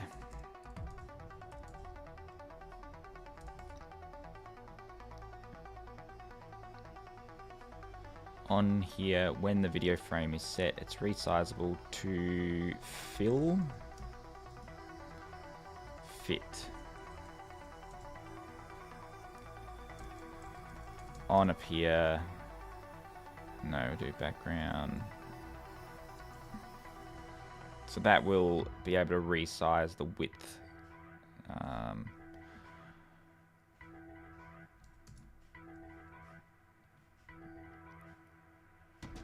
Video frame width. If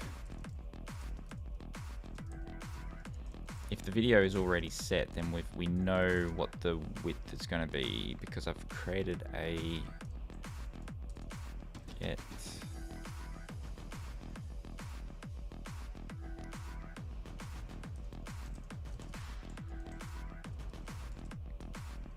no, I don't know yet. Let's just see that it works. Hello James, how's it going? It's going good here. I'm a bit behind where I want to be. There we go. At the moment I'm working on the create new project, and what I want it to do is have there's a bit of a flow that I'm trying to work towards.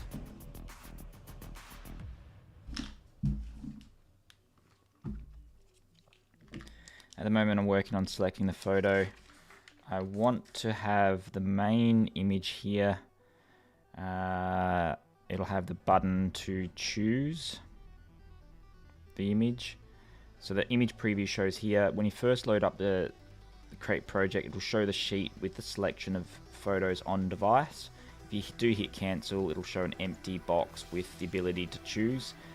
Underneath it, we have what language we're doing the subtitles, and then a action, and the action is going to be like process or something like that. And then the next screen, I want to have the first frame of each of the video. And my idea is to have the style of the subtitles displayed in each one.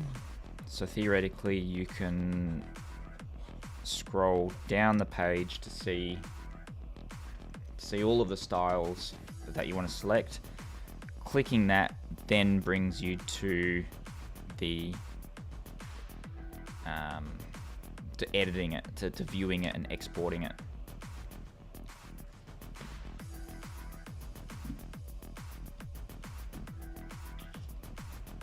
How about you? How are you going, James? Is it a fuel tracker app that you're working on?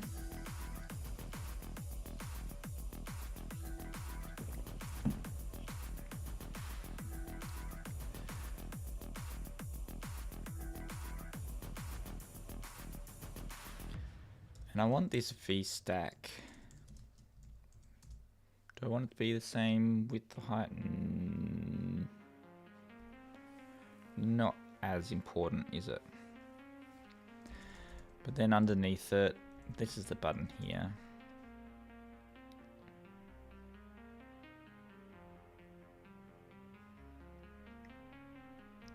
Glad to hear you're going well.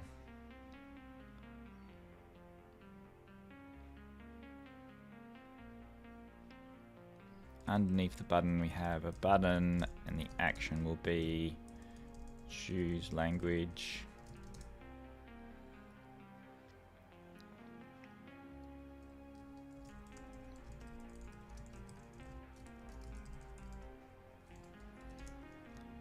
And then under that we have a button that will be create captions.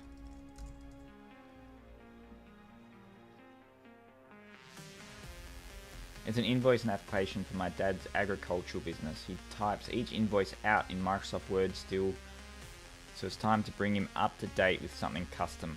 They're the best apps. The ones where there's an actual use case, and that's like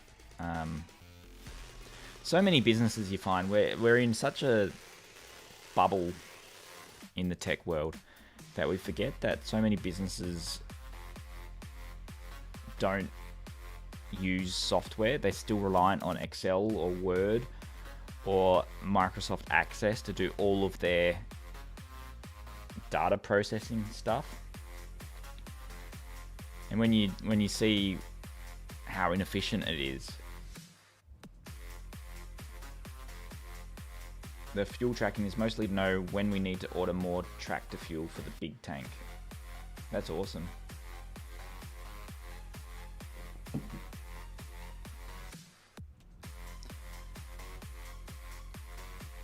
I want this to be a Swift style button.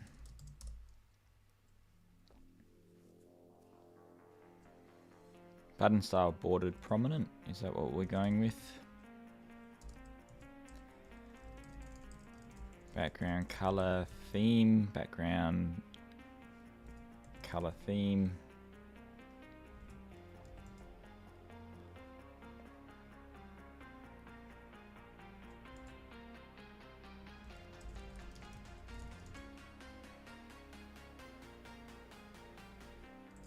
Why is that not showing me a color?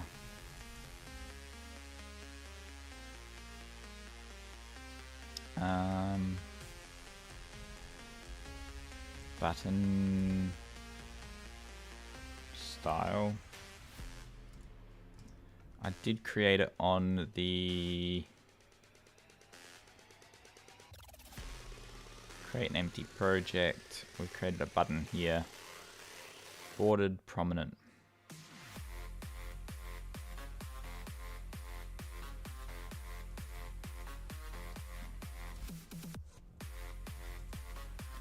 And we'll have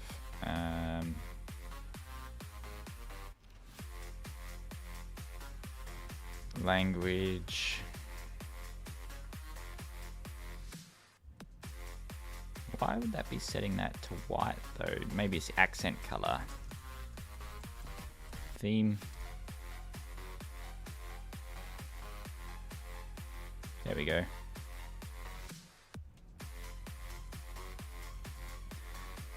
We don't need so much padding. That's too much padding.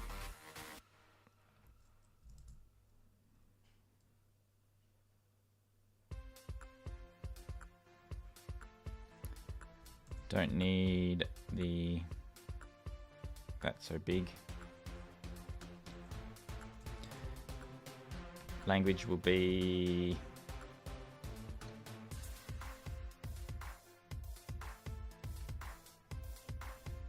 language, a globe button.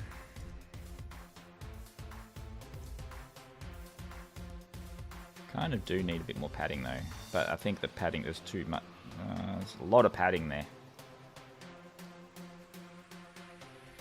On this V stack, I would like that to have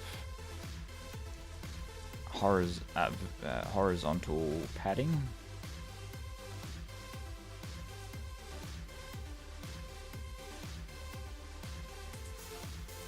That language, it looks quite small, that text, but maybe that's just because of the preview. Maybe that is going to be a lot of padding. Maybe it's already got padding added.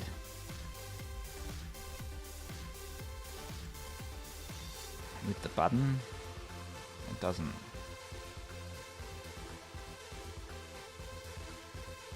So the language will do a language selection. And then the next button underneath that will be create captions. Generate captions.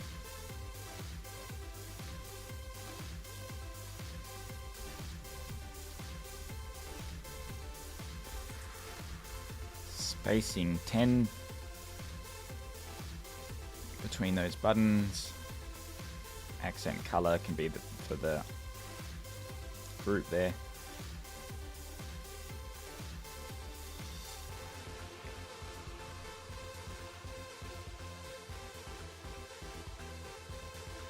Those buttons are massive. What does bordered prominent mean? Oh yeah. So bordered will be language selection and then generate captions. And generate captions will be a chevron right, which can be added at the end. And that spacer will go there.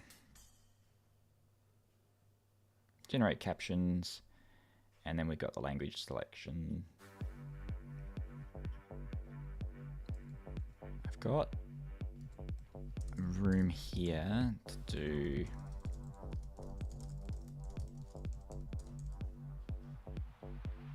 like a sparkles. Generate captions. And then the language we can do similar. Remove that spacer.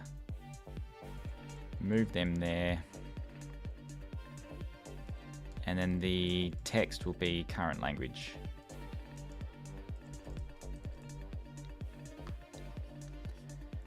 And I want that to be a menu I can select the language from. Hello, Khalid. How are you? James, it's amazing how much my day job relies on Excel and Word. The iOS developer in me just sees how inefficient it is and how much better it would be with custom software. Part of my business I ran years ago was like a bespoke app, a web development business.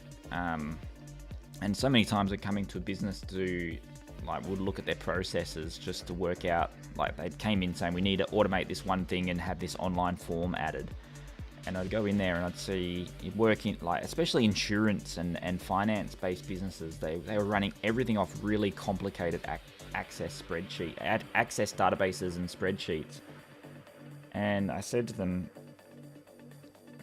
you'd look at them and go, that's a horribly inefficient way of doing that. Why haven't you considered it like this? And they'd say, well, didn't even know that was possible.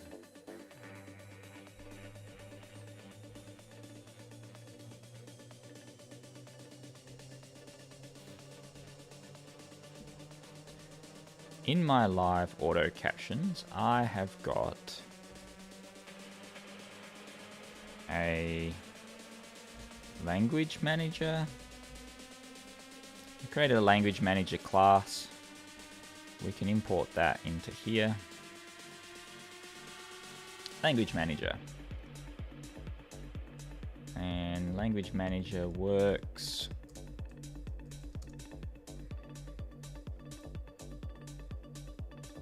So we initialize it in this part.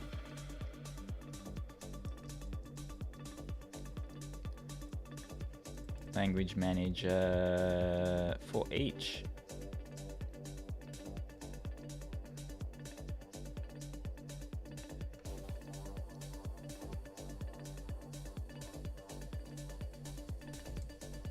Language, and then we have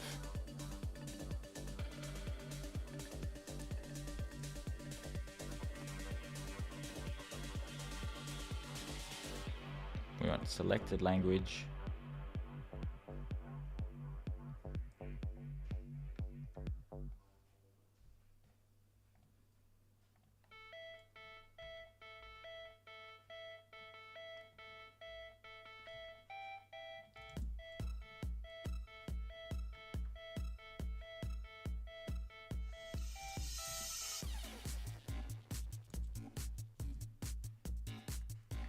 Selected locale.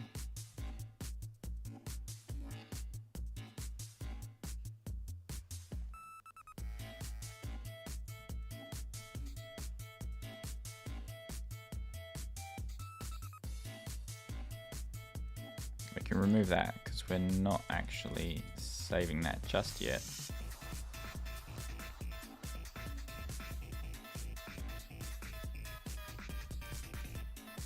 Let's just get this to work first. So we got language.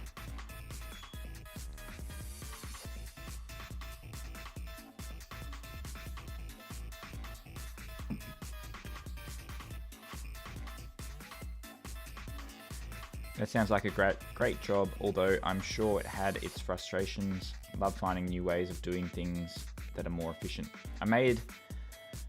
Some people didn't like it though. Some people, you'd come in and you'd be like, this is horribly inefficient. This is how you should be doing it. And in that moment, you see the look on someone's face, and that someone, their whole job is managing that Excel file or that Access database. And I found sometimes they never communicated to anyone else how it actually worked because that was their job security. No one knew how to use that specific custom-built Excel file that they've created over the few years. Why? So languages.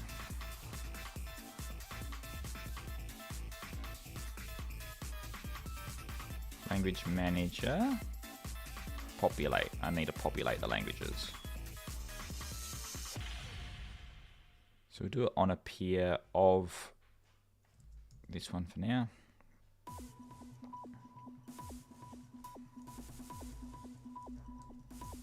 Populate languages. And that should show me a list of languages, which it does not.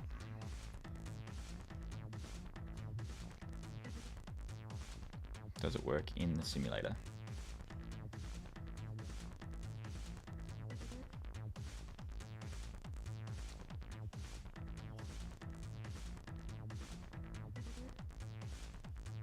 it works here. So this menu doesn't work in the simulator.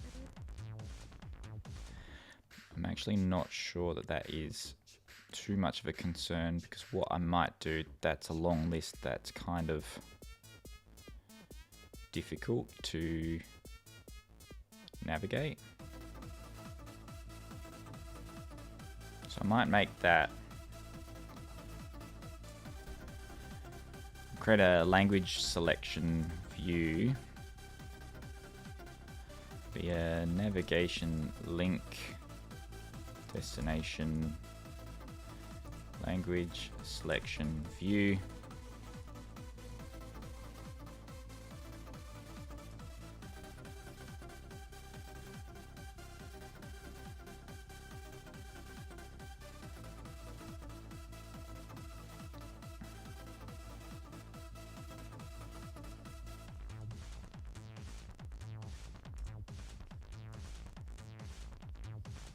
No language selection view in scope because I haven't created it yet.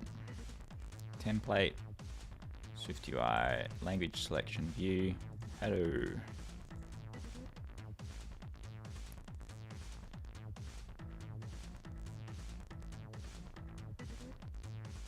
Sometimes it adds the chevron automatically.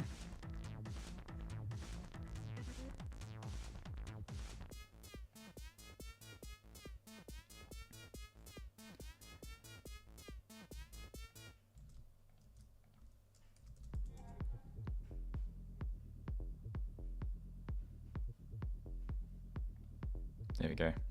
So then that will have language selection as its own sheet. I do want to have a chevron there, so chevron's going to be added there. And that just lets us know that we can indeed click it.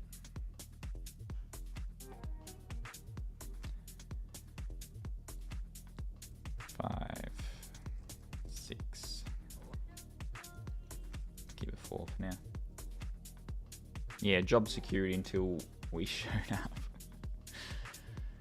But also, it was not much job security for me, because by the time we automated it for them all, everything was automated, and then the next,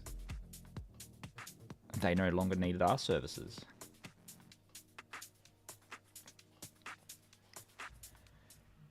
Language selection view. This is where I'm going to add all of this. Hang on 1 minute.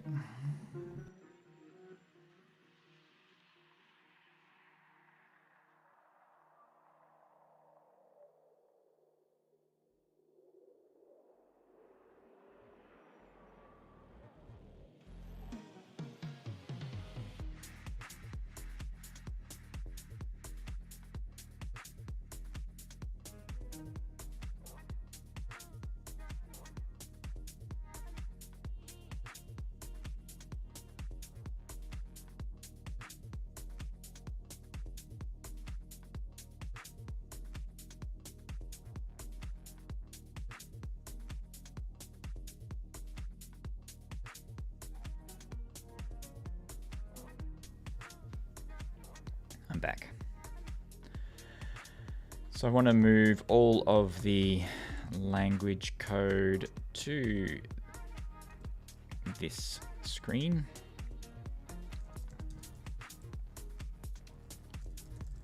Language, language, language, language for each item in the language here. This could be a list. This doesn't need to be anything fancy. We have language locale caption, select language. This language locale caption, I don't know, that feels like it doesn't necessarily need to be its own thing. Like it could be part of the class for language manager.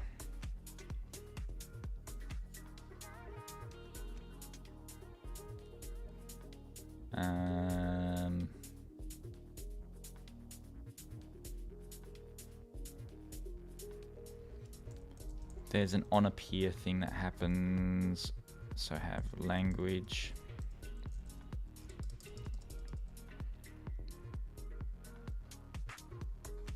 on appear populate language. So that populates all of the available languages on the device.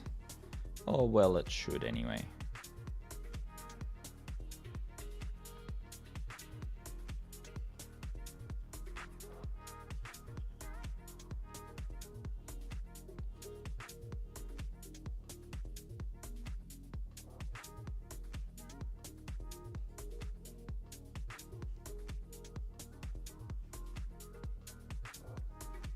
Weird how it doesn't work on simulator, but it works on there. Navigation title, which would be language, and navigation title display mode inline.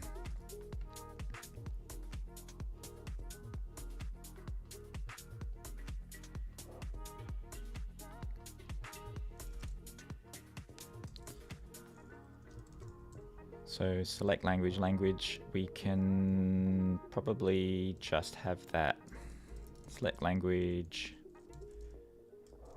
as a string void. And then when we show language selection, we can say select language. Actually, that can just be a binding value, can't it? Hello, Theo in Tech, what's up? Binding selected language string.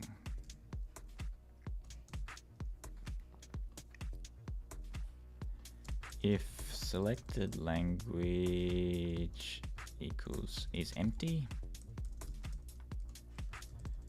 there was a way that I've created this to caption settings. I've class caption settings, the local language.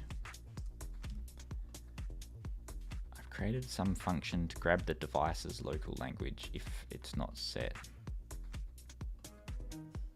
Get current locale.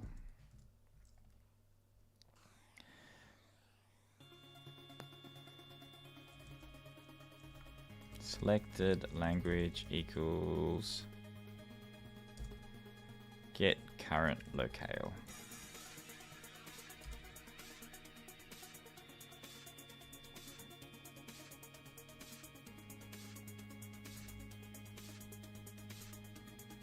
That can be set on the create project screen. Create project, selected language, selected language.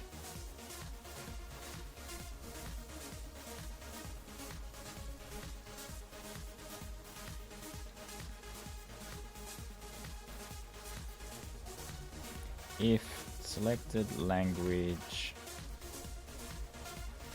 is nil, then selected language equals get current get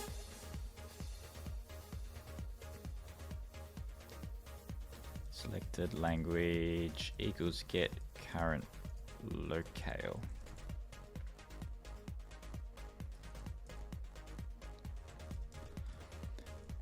Selected language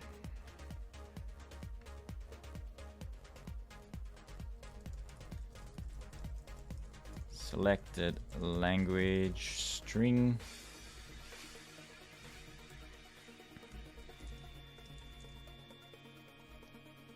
selected language is empty. Get current locale. And then selected language selection view, selected language is a string, button selected language equals language, and I want a binding variable is presented. That'll be a boolean. because when you do select it, it just needs to unpresent itself. So is active showing language selection view.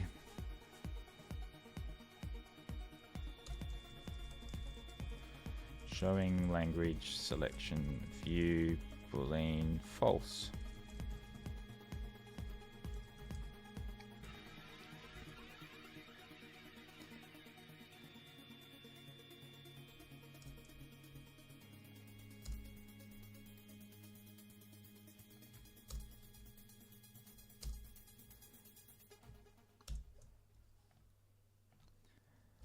Is presented, which will be showing language selection view.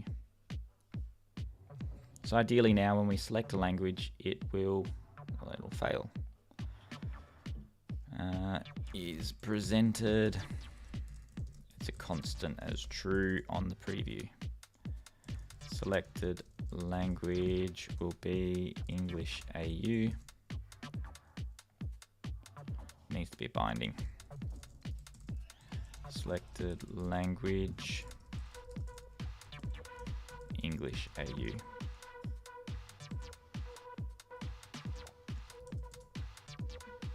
See if it works. You gave me the inspiration to do my first live stream in November. Have you done the live stream? Or are you going to do it in November? I actually think it's a good way just to get the word out. If you build it, there's a risk of copycats, but at the same time, if you're building something and you want to build an audience and you want to do marketing, and marketing is annoying because you want to build things, then why not turn the building process into your marketing? If you do a stream, then you're showcasing what you're building and people can see it. November 28th at 6 p.m. What time zone is that? So if I select a language and I go Australia, and now what I want to do is have way past the minimum viable product, so it's all right.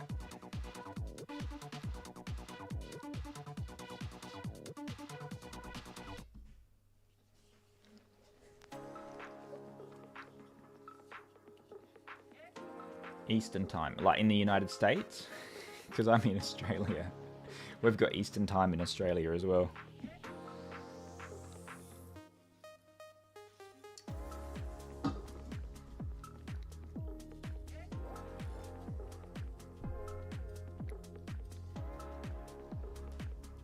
I've got 53 minutes to go and then I'm out the door.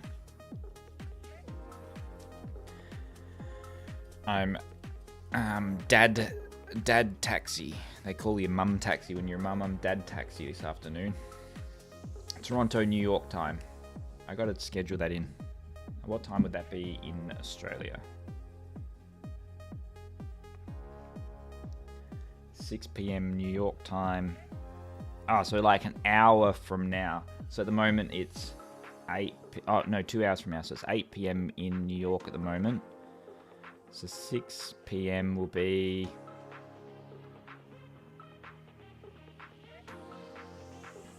That'll be 8 a.m. my time. So I'll be able to check it out. That's exciting.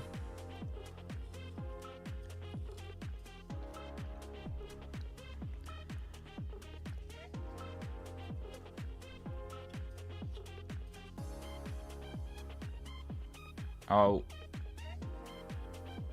I was going to say you should check out the live captions app that I built, but I've got I found a bug in it today, so that's why I'm not using it.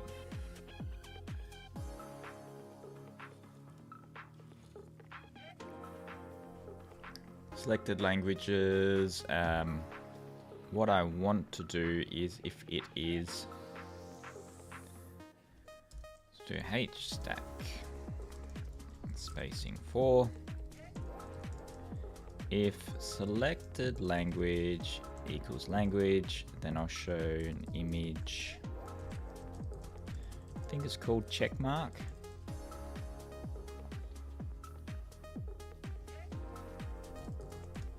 Yeah, it's called checkmark.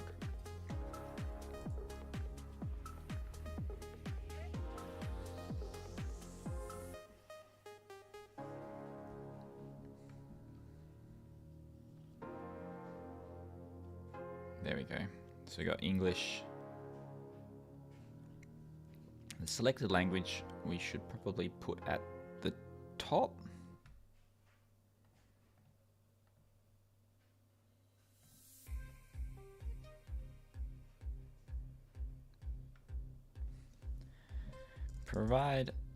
Provide me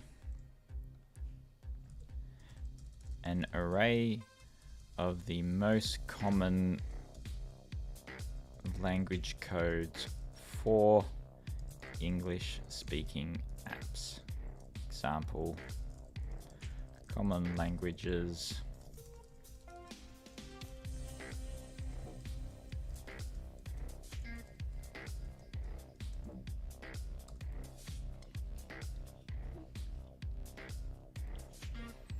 So what I'm going to do is have a common languages displayed at the top.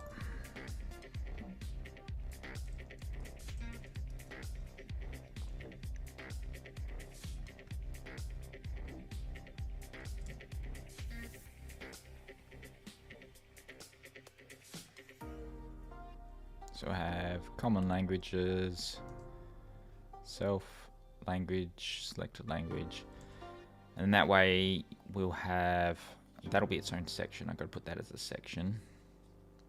But then instead of scrolling down, we'll have common languages at the top.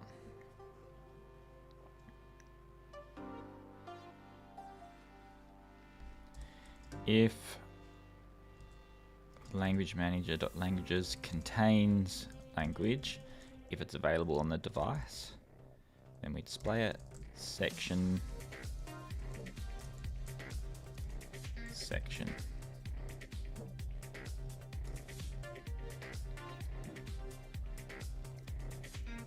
That's a list.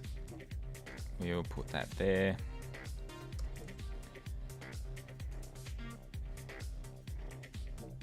Could go as far as putting a flag or something in there, but not today. So we have common languages at the top, and then you can also scroll down for more languages.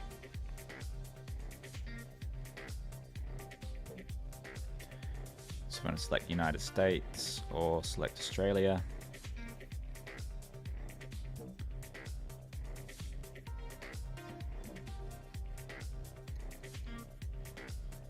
And then I have the language locale caption.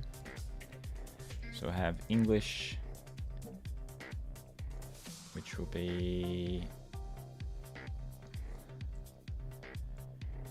add that function down here, language locale caption,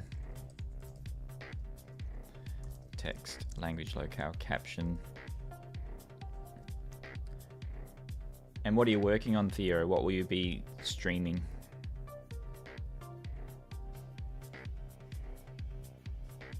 Selected language. So theoretically, this shows the current locale of the device. English Australia. That runs off the screen.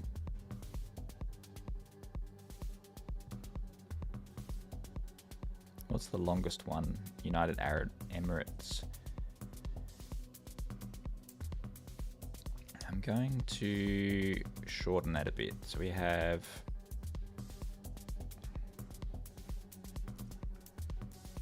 language name, language.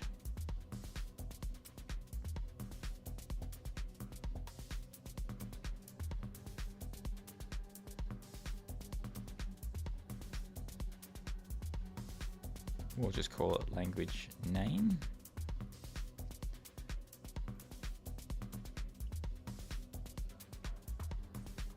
Might that check mark be a little bit more visible?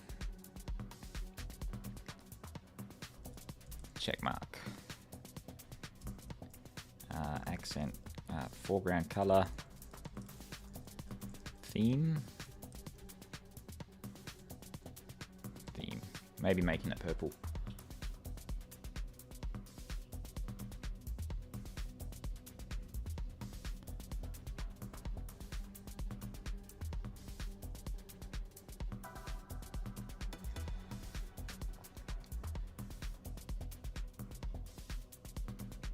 If it had a trailing edge. Trailing.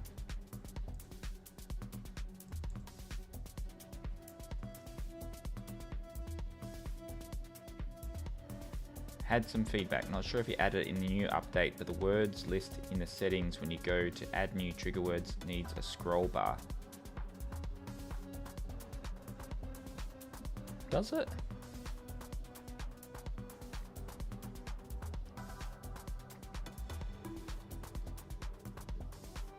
This one here,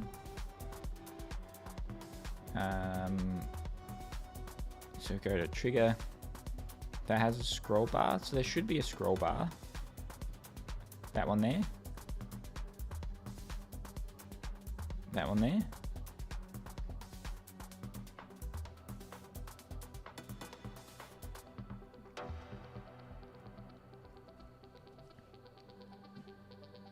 Trailing 8.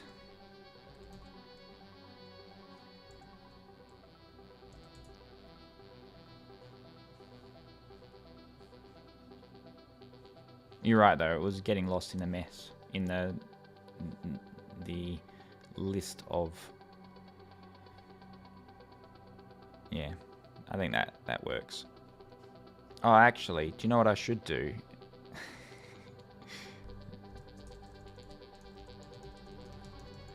Just put it on the right hand side. If current language selection, so put it on the right hand side. Then that way it's not getting lost in the noise. It doesn't have a scroll bar on yours. That's interesting. There we go. That's a bit more prominent. You can actually see it a bit better. We can remove the padding at the end.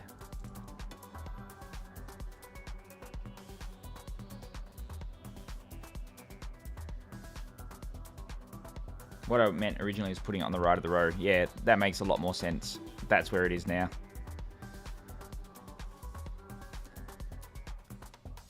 Good find. So if I change it to Ireland or English, so now we've got the United States.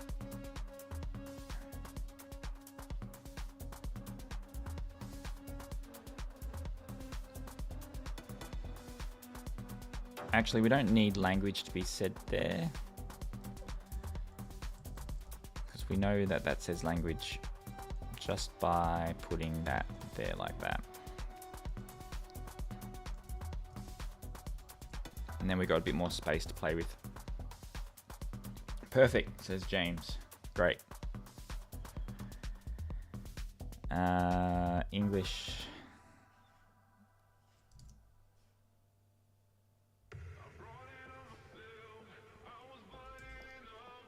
Don't want that to be bold.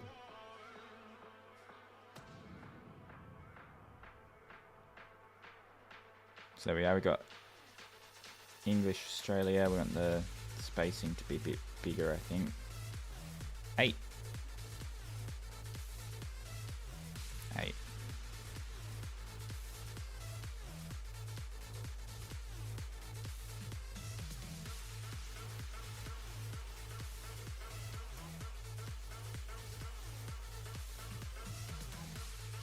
Those buttons look quite big. I wonder what they look like on the phone.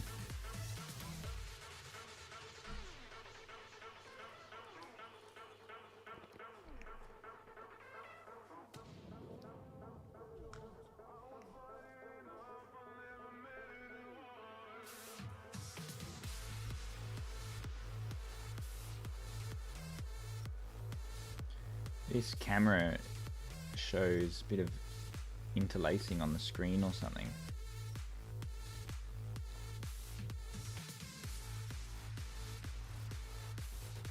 taking its time.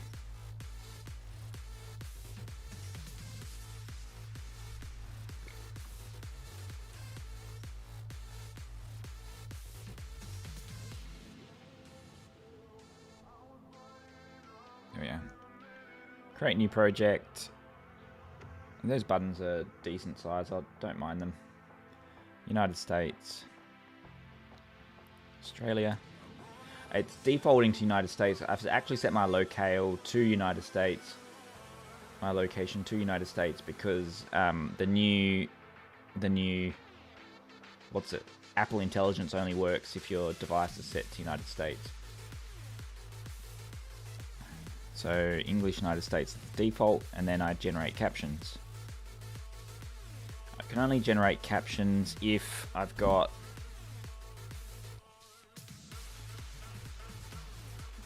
so that button is so generate captions disabled is disabled.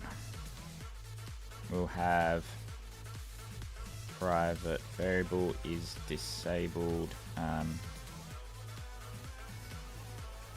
Boolean is create button disabled.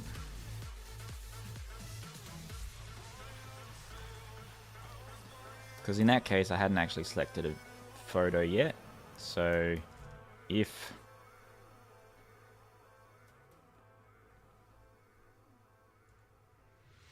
selected photo details is nil or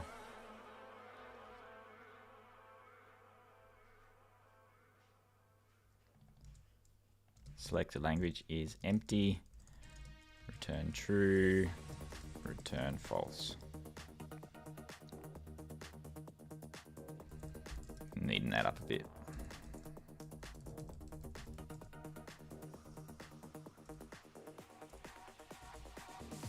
So if I haven't selected the photos, I can't get. And that disabled opacity, it looks a bit too similar to the language selection. So if it's disabled, opacity will be 5, otherwise be 1. So that definitely looks like it's unclickable.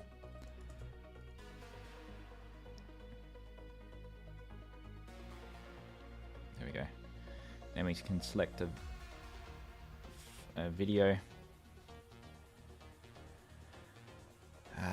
We have a rectangle there, foreground color, theme 2.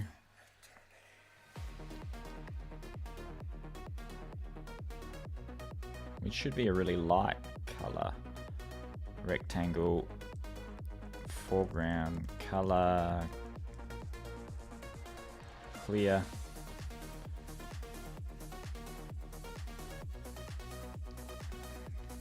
Theme 3. Theme 2.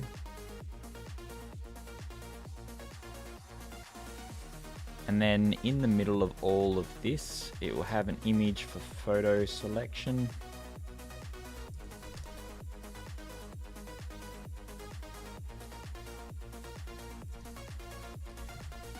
System name, foreground color white.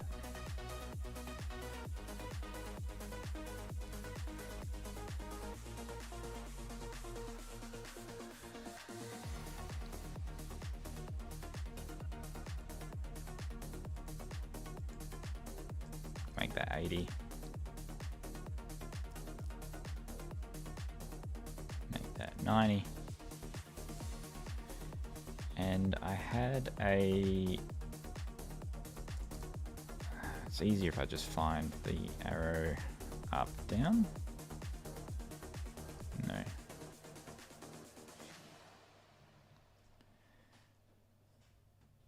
We had I navigate my code by like logically remembering what what it looks like on the interface, and then I look for it in the search. And I had the bar on the resize and scale view, had image, here it is. So I've already set an image before.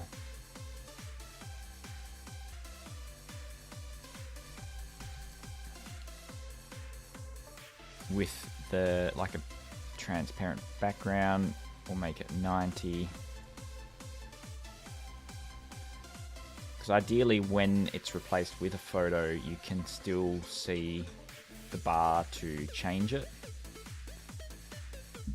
The button to change it.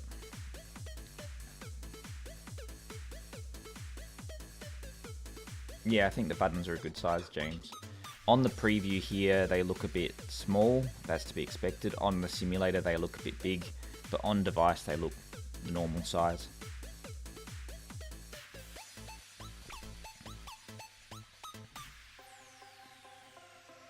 So what I want this to do, just waiting for it to load again. What I want it to do is replace the image with the first frame of the video when I select it.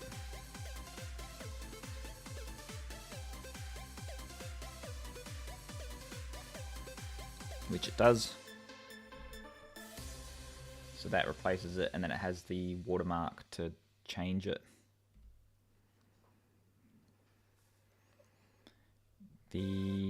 I'm going to increase the rectangle radius, the rounded radius.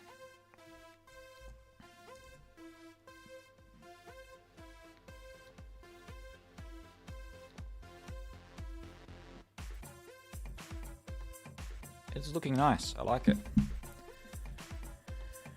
Refresh.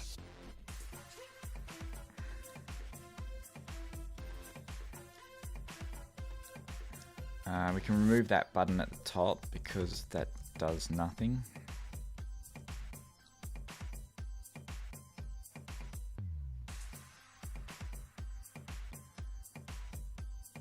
I want to add spacing to the top and the bottom of that V stack. So it tries to center align it as much as it can with a little bit of spacing.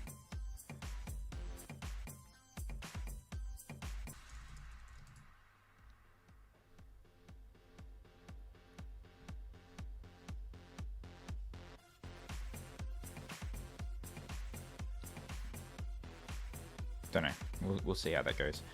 First time that page views, we'll have show photo picker true. So the first time we view that screen, I'm compiling it on my phone, I want to compile that on simulator. First time we view it, it will show create new project, where you can select subtitles and then we generate captions. The opacity of that, I would like that to be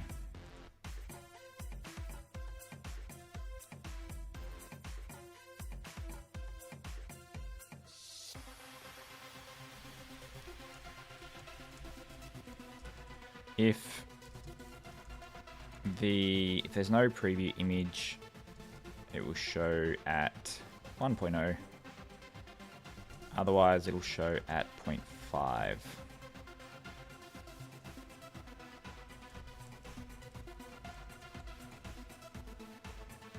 Can't find CG image frame. We called it that one.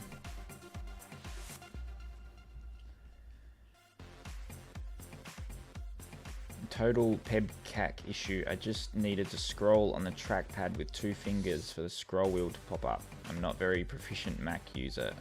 I would say that that's an older version of Mac OS as well. A lot of those scroll bars used to be quite hidden. There we go, so it's a bit more opaque.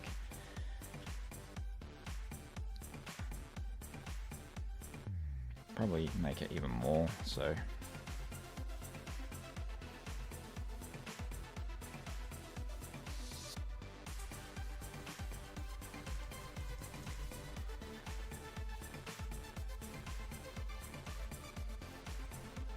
feel like the shadow is leaking behind that white and making it look a bit grey.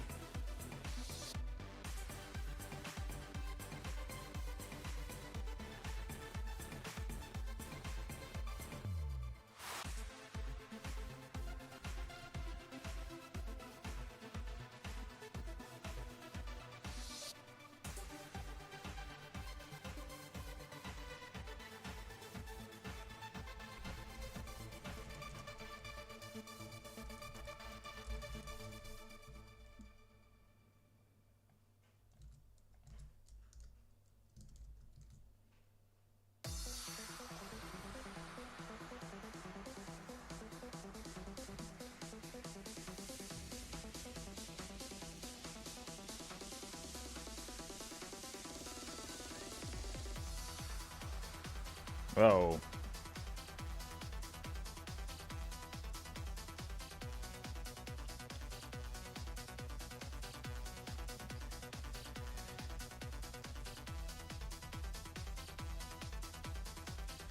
Maybe we don't have a shadow. Maybe it's just a watermark.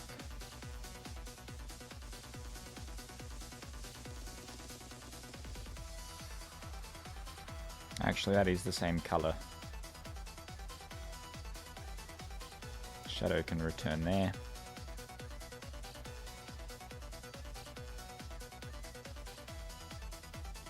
What if I made the opacity 0? Then I'd be able to see whether the shadow is actually showing up behind it.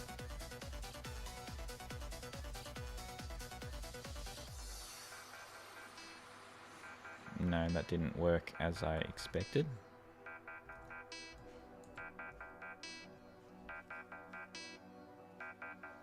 Problem exists between keyboard and chair. Pedcat.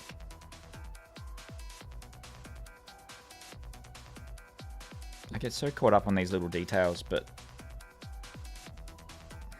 I don't know.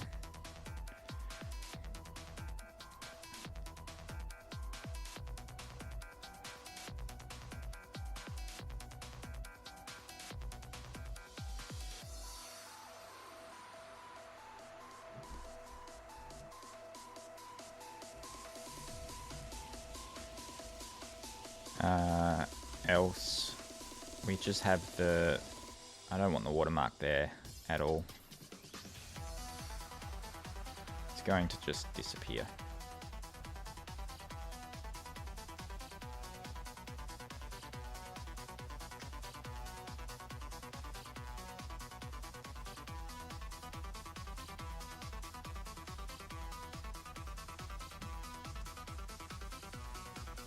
That's the way it's going to be. Just disappears. And I mean, you can always just cancel it and start again. But the issue is if they do hit cancel on this screen, it's got to do something. So it's just going to show that you can add it in there.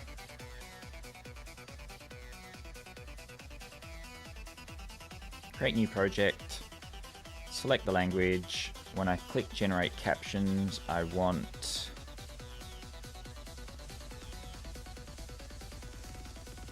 the button to trigger create new project.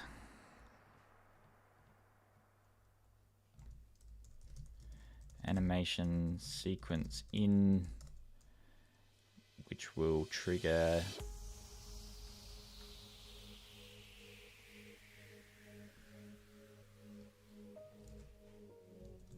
create an animation sequence. Animation sequence is presented false. So now it will let me select the image, create it.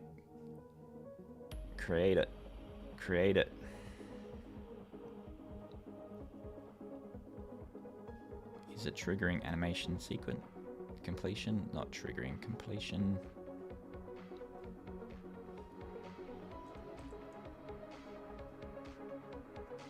I did end up turning that off.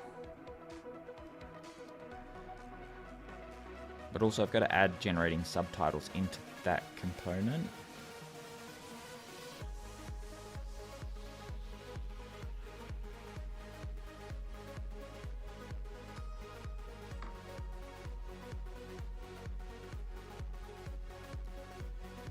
Because we don't want it to... So at that stage, we generate captions.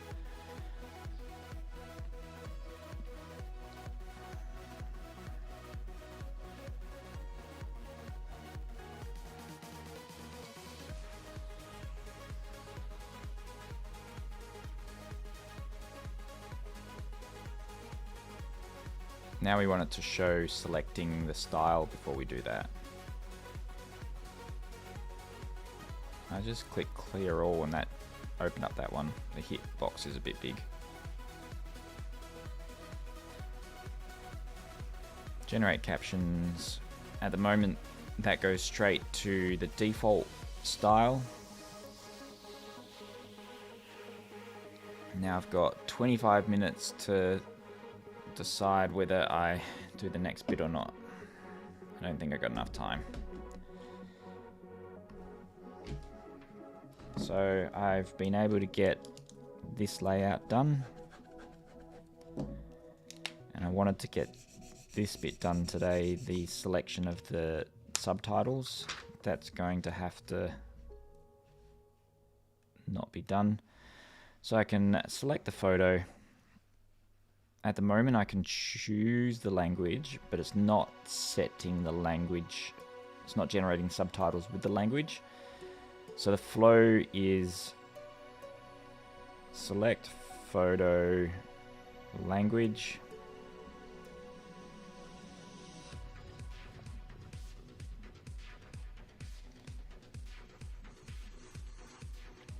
That will generate captions.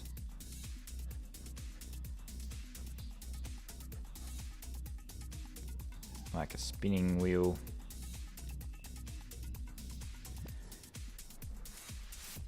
And then that will let me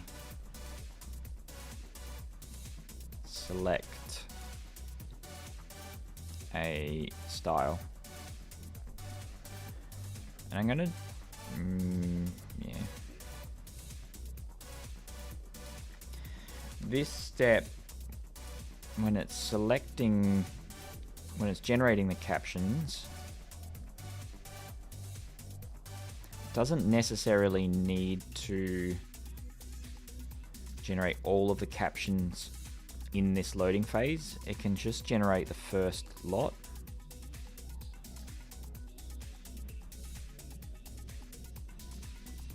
And then it goes to the next screen, because all I want is the first set of captions to show as a preview in the style selection screen.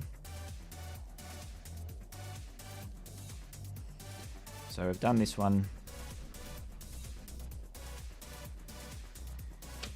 Next up is generating the first batch of captions and possibly even the first batch of previews.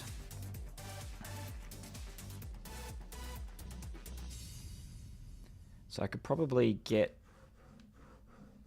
to here today, not to here. I think I can get the generating captions done.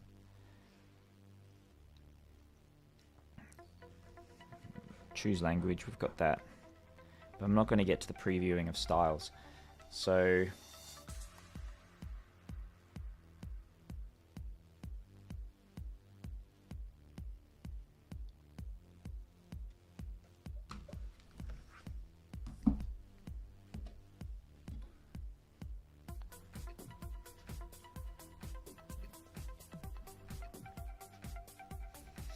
all the little details add up in reference to not getting it everything done in time, or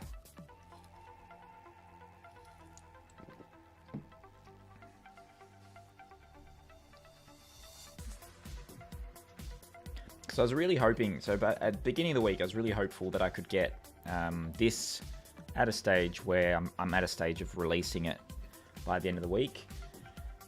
Wednesdays are like a marketing day for me, so I don't do any coding on Wednesday, so it's just left to Monday, Tuesday and Thursday, and then today is a half day because I'm a dad taxi in 20 minutes time, and then I'm running around the rest of the day.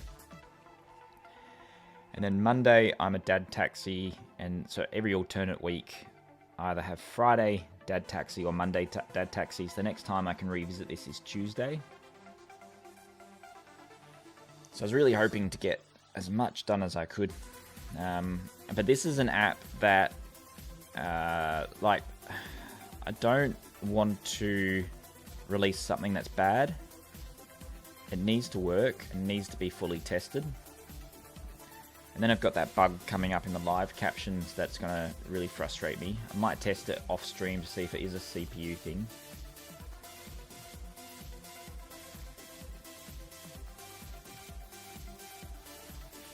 When I was working, I ended up spending so much time on little things. Yeah.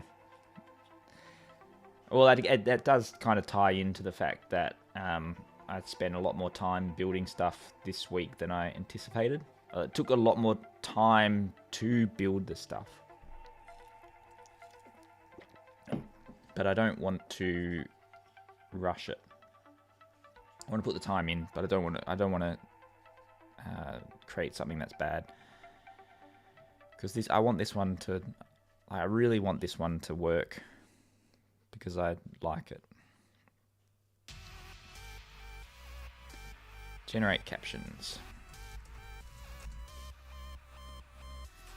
This button will create new project.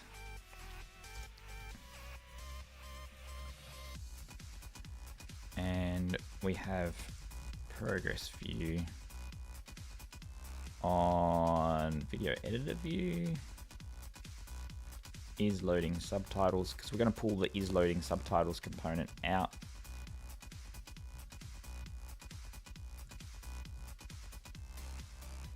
Is loading subtitles. Animation editor view is creating subtitle layers.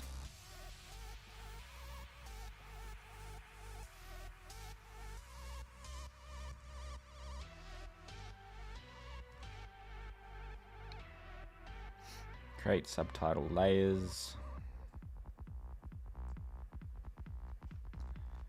Subtitle render. So we have create subtitle layers. We'll remove that from, should be calling on generate captions, what it's called. On appear, we don't want it to appear there anymore. We want generate captions.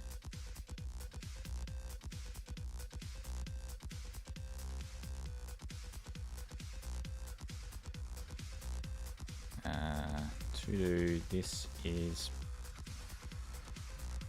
is called mainly from create project view before the animation editor view is displayed, but is still required at present when style is changed. This needs to be updated accordingly. Put in a class. So I've got some duplicate code here. I'd like to put it in a class of its own. For now, to get this to work, I'm going to duplicate the code. Generate captions, animation sequence, animation sequence.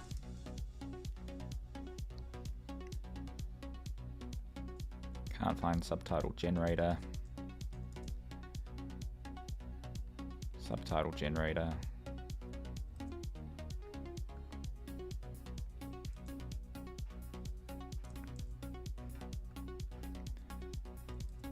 Create subtitle layers.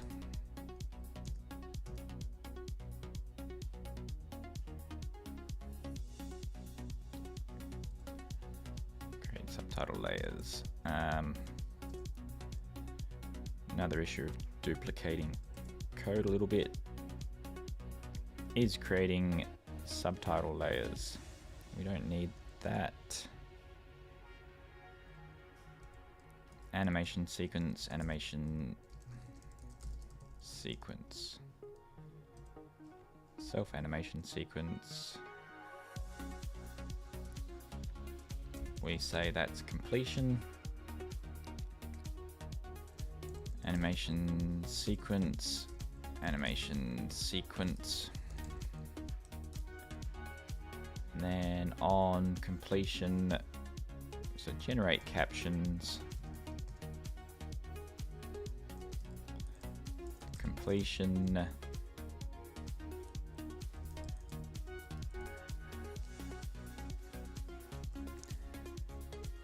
animation, I think it's called by reference, so I can just call completion.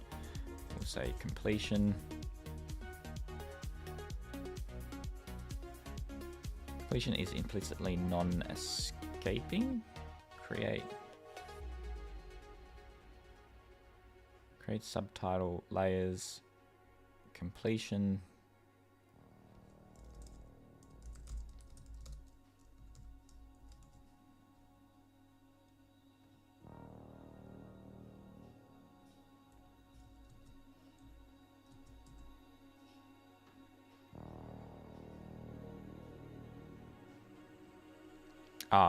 The issue is this is not escaping.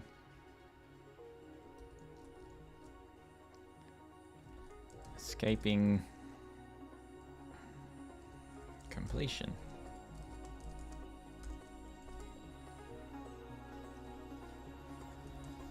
Generate captions. That calls create subtitle layers. On completion, that calls completion.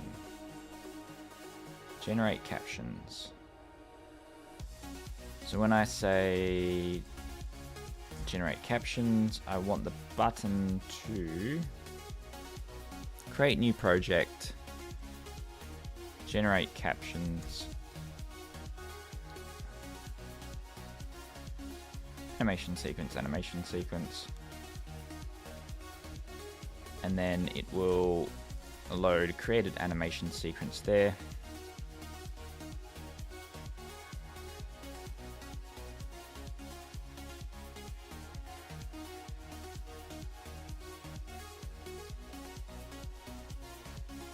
Create new project, generate captions, and that generated it. So all of the generation of the captions done there. Now if it's a big file, I would like just to show a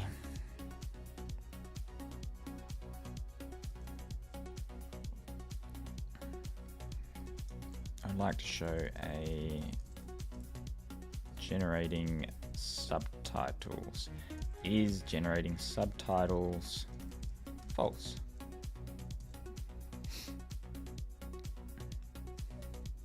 If is generating subtitles, then we have a progress view. Else, we have selection.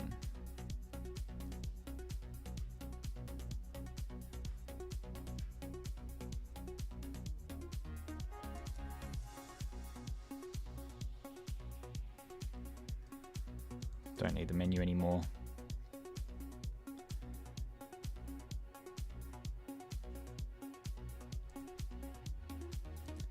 I think I ended up having the scale effect 3. So that should show, well, won't show anything yet because I haven't actually told it to do anything. So we'll say is generating subtitles true, a nice with animation so it fades in, and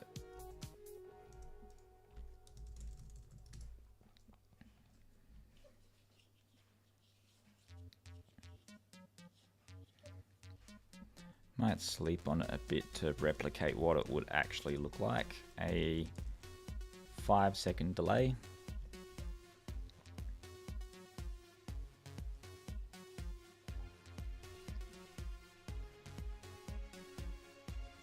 Generate captions. Generate captions.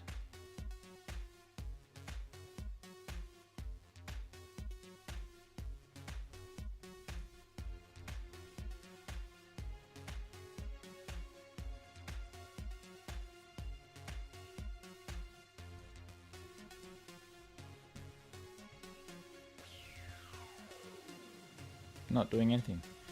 Is generating subtitles.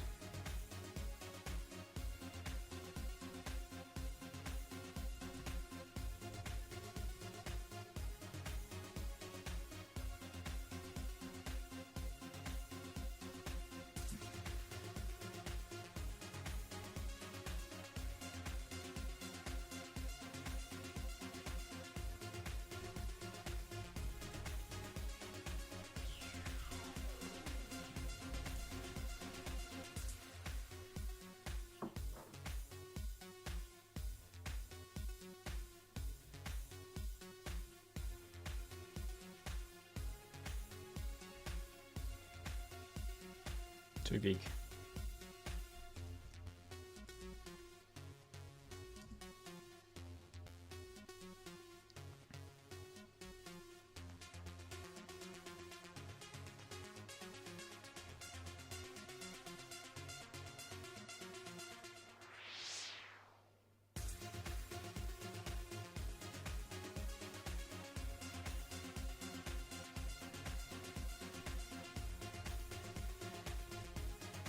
Instead of it being there, maybe it replaces the existing button.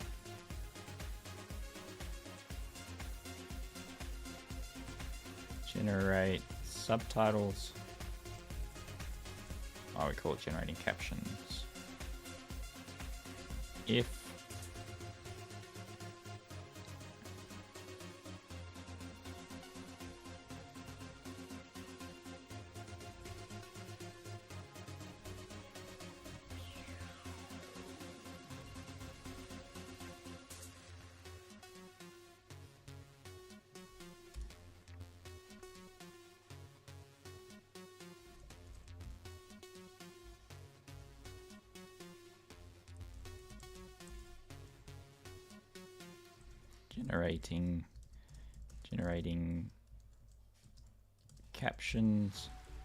generating captions, progress view. Sometimes that can be a bit bigger than it should. Square. So a trick that I found is to load an image, foreground color clear, and overlay, which will be progress view. Then that way it doesn't change when this button appears, it won't change the height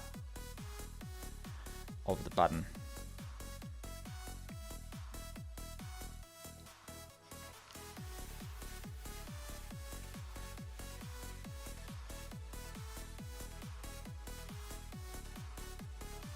Yeah, so now it's generating captions. And that probably ends up going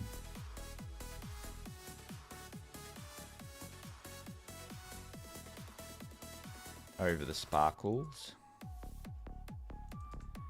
and the chevron disappears. Create new project. There we go. Now we're generating captions.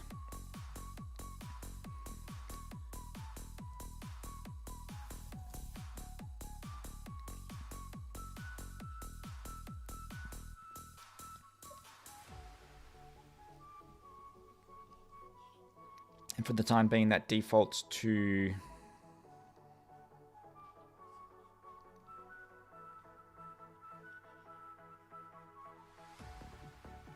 not sure that I'll like that 100%.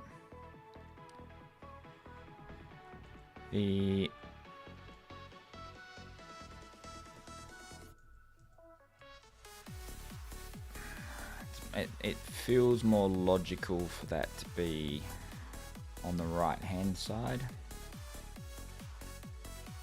because when I click it, when I tap it, the action chevron turns into the scrolly wheel.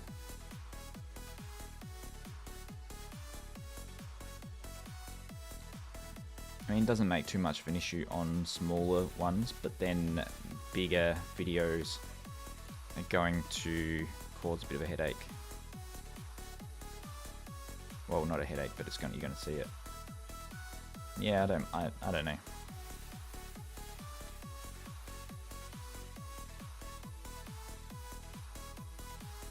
It's really just a preference thing.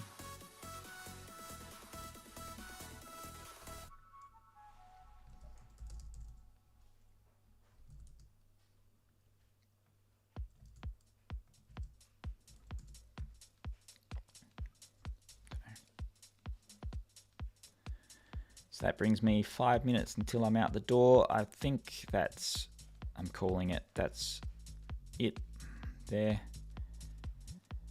Maybe instead of theme, so language,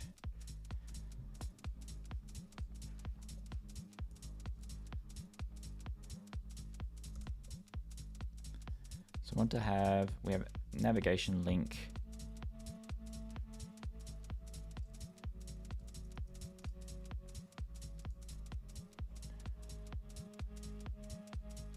There and there.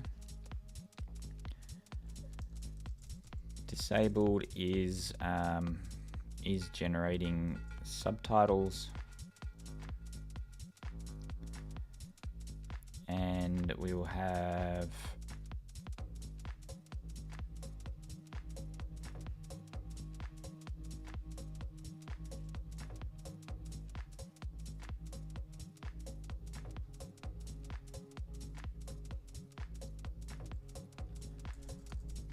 bordered. Disabled, true. We're not going to call what happens after the subtitle, after generating subtitles. Yeah, so then that goes like that. That works well. I want that chevron, right chevron, to disappear.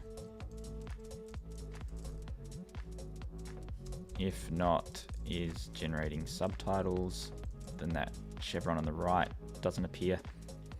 So when we're generating subtitles, we know visually that it's generating subtitles because the button is grayed out and there's no more actionable items to actually click on. Is generating subtitles, true.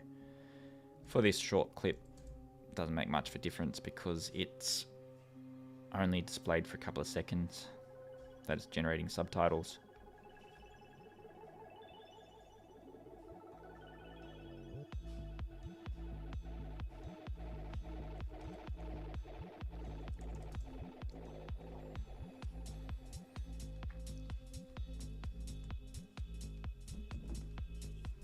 Create new project. Selecting photos. Selecting language. Done, done, done. We got to the process now of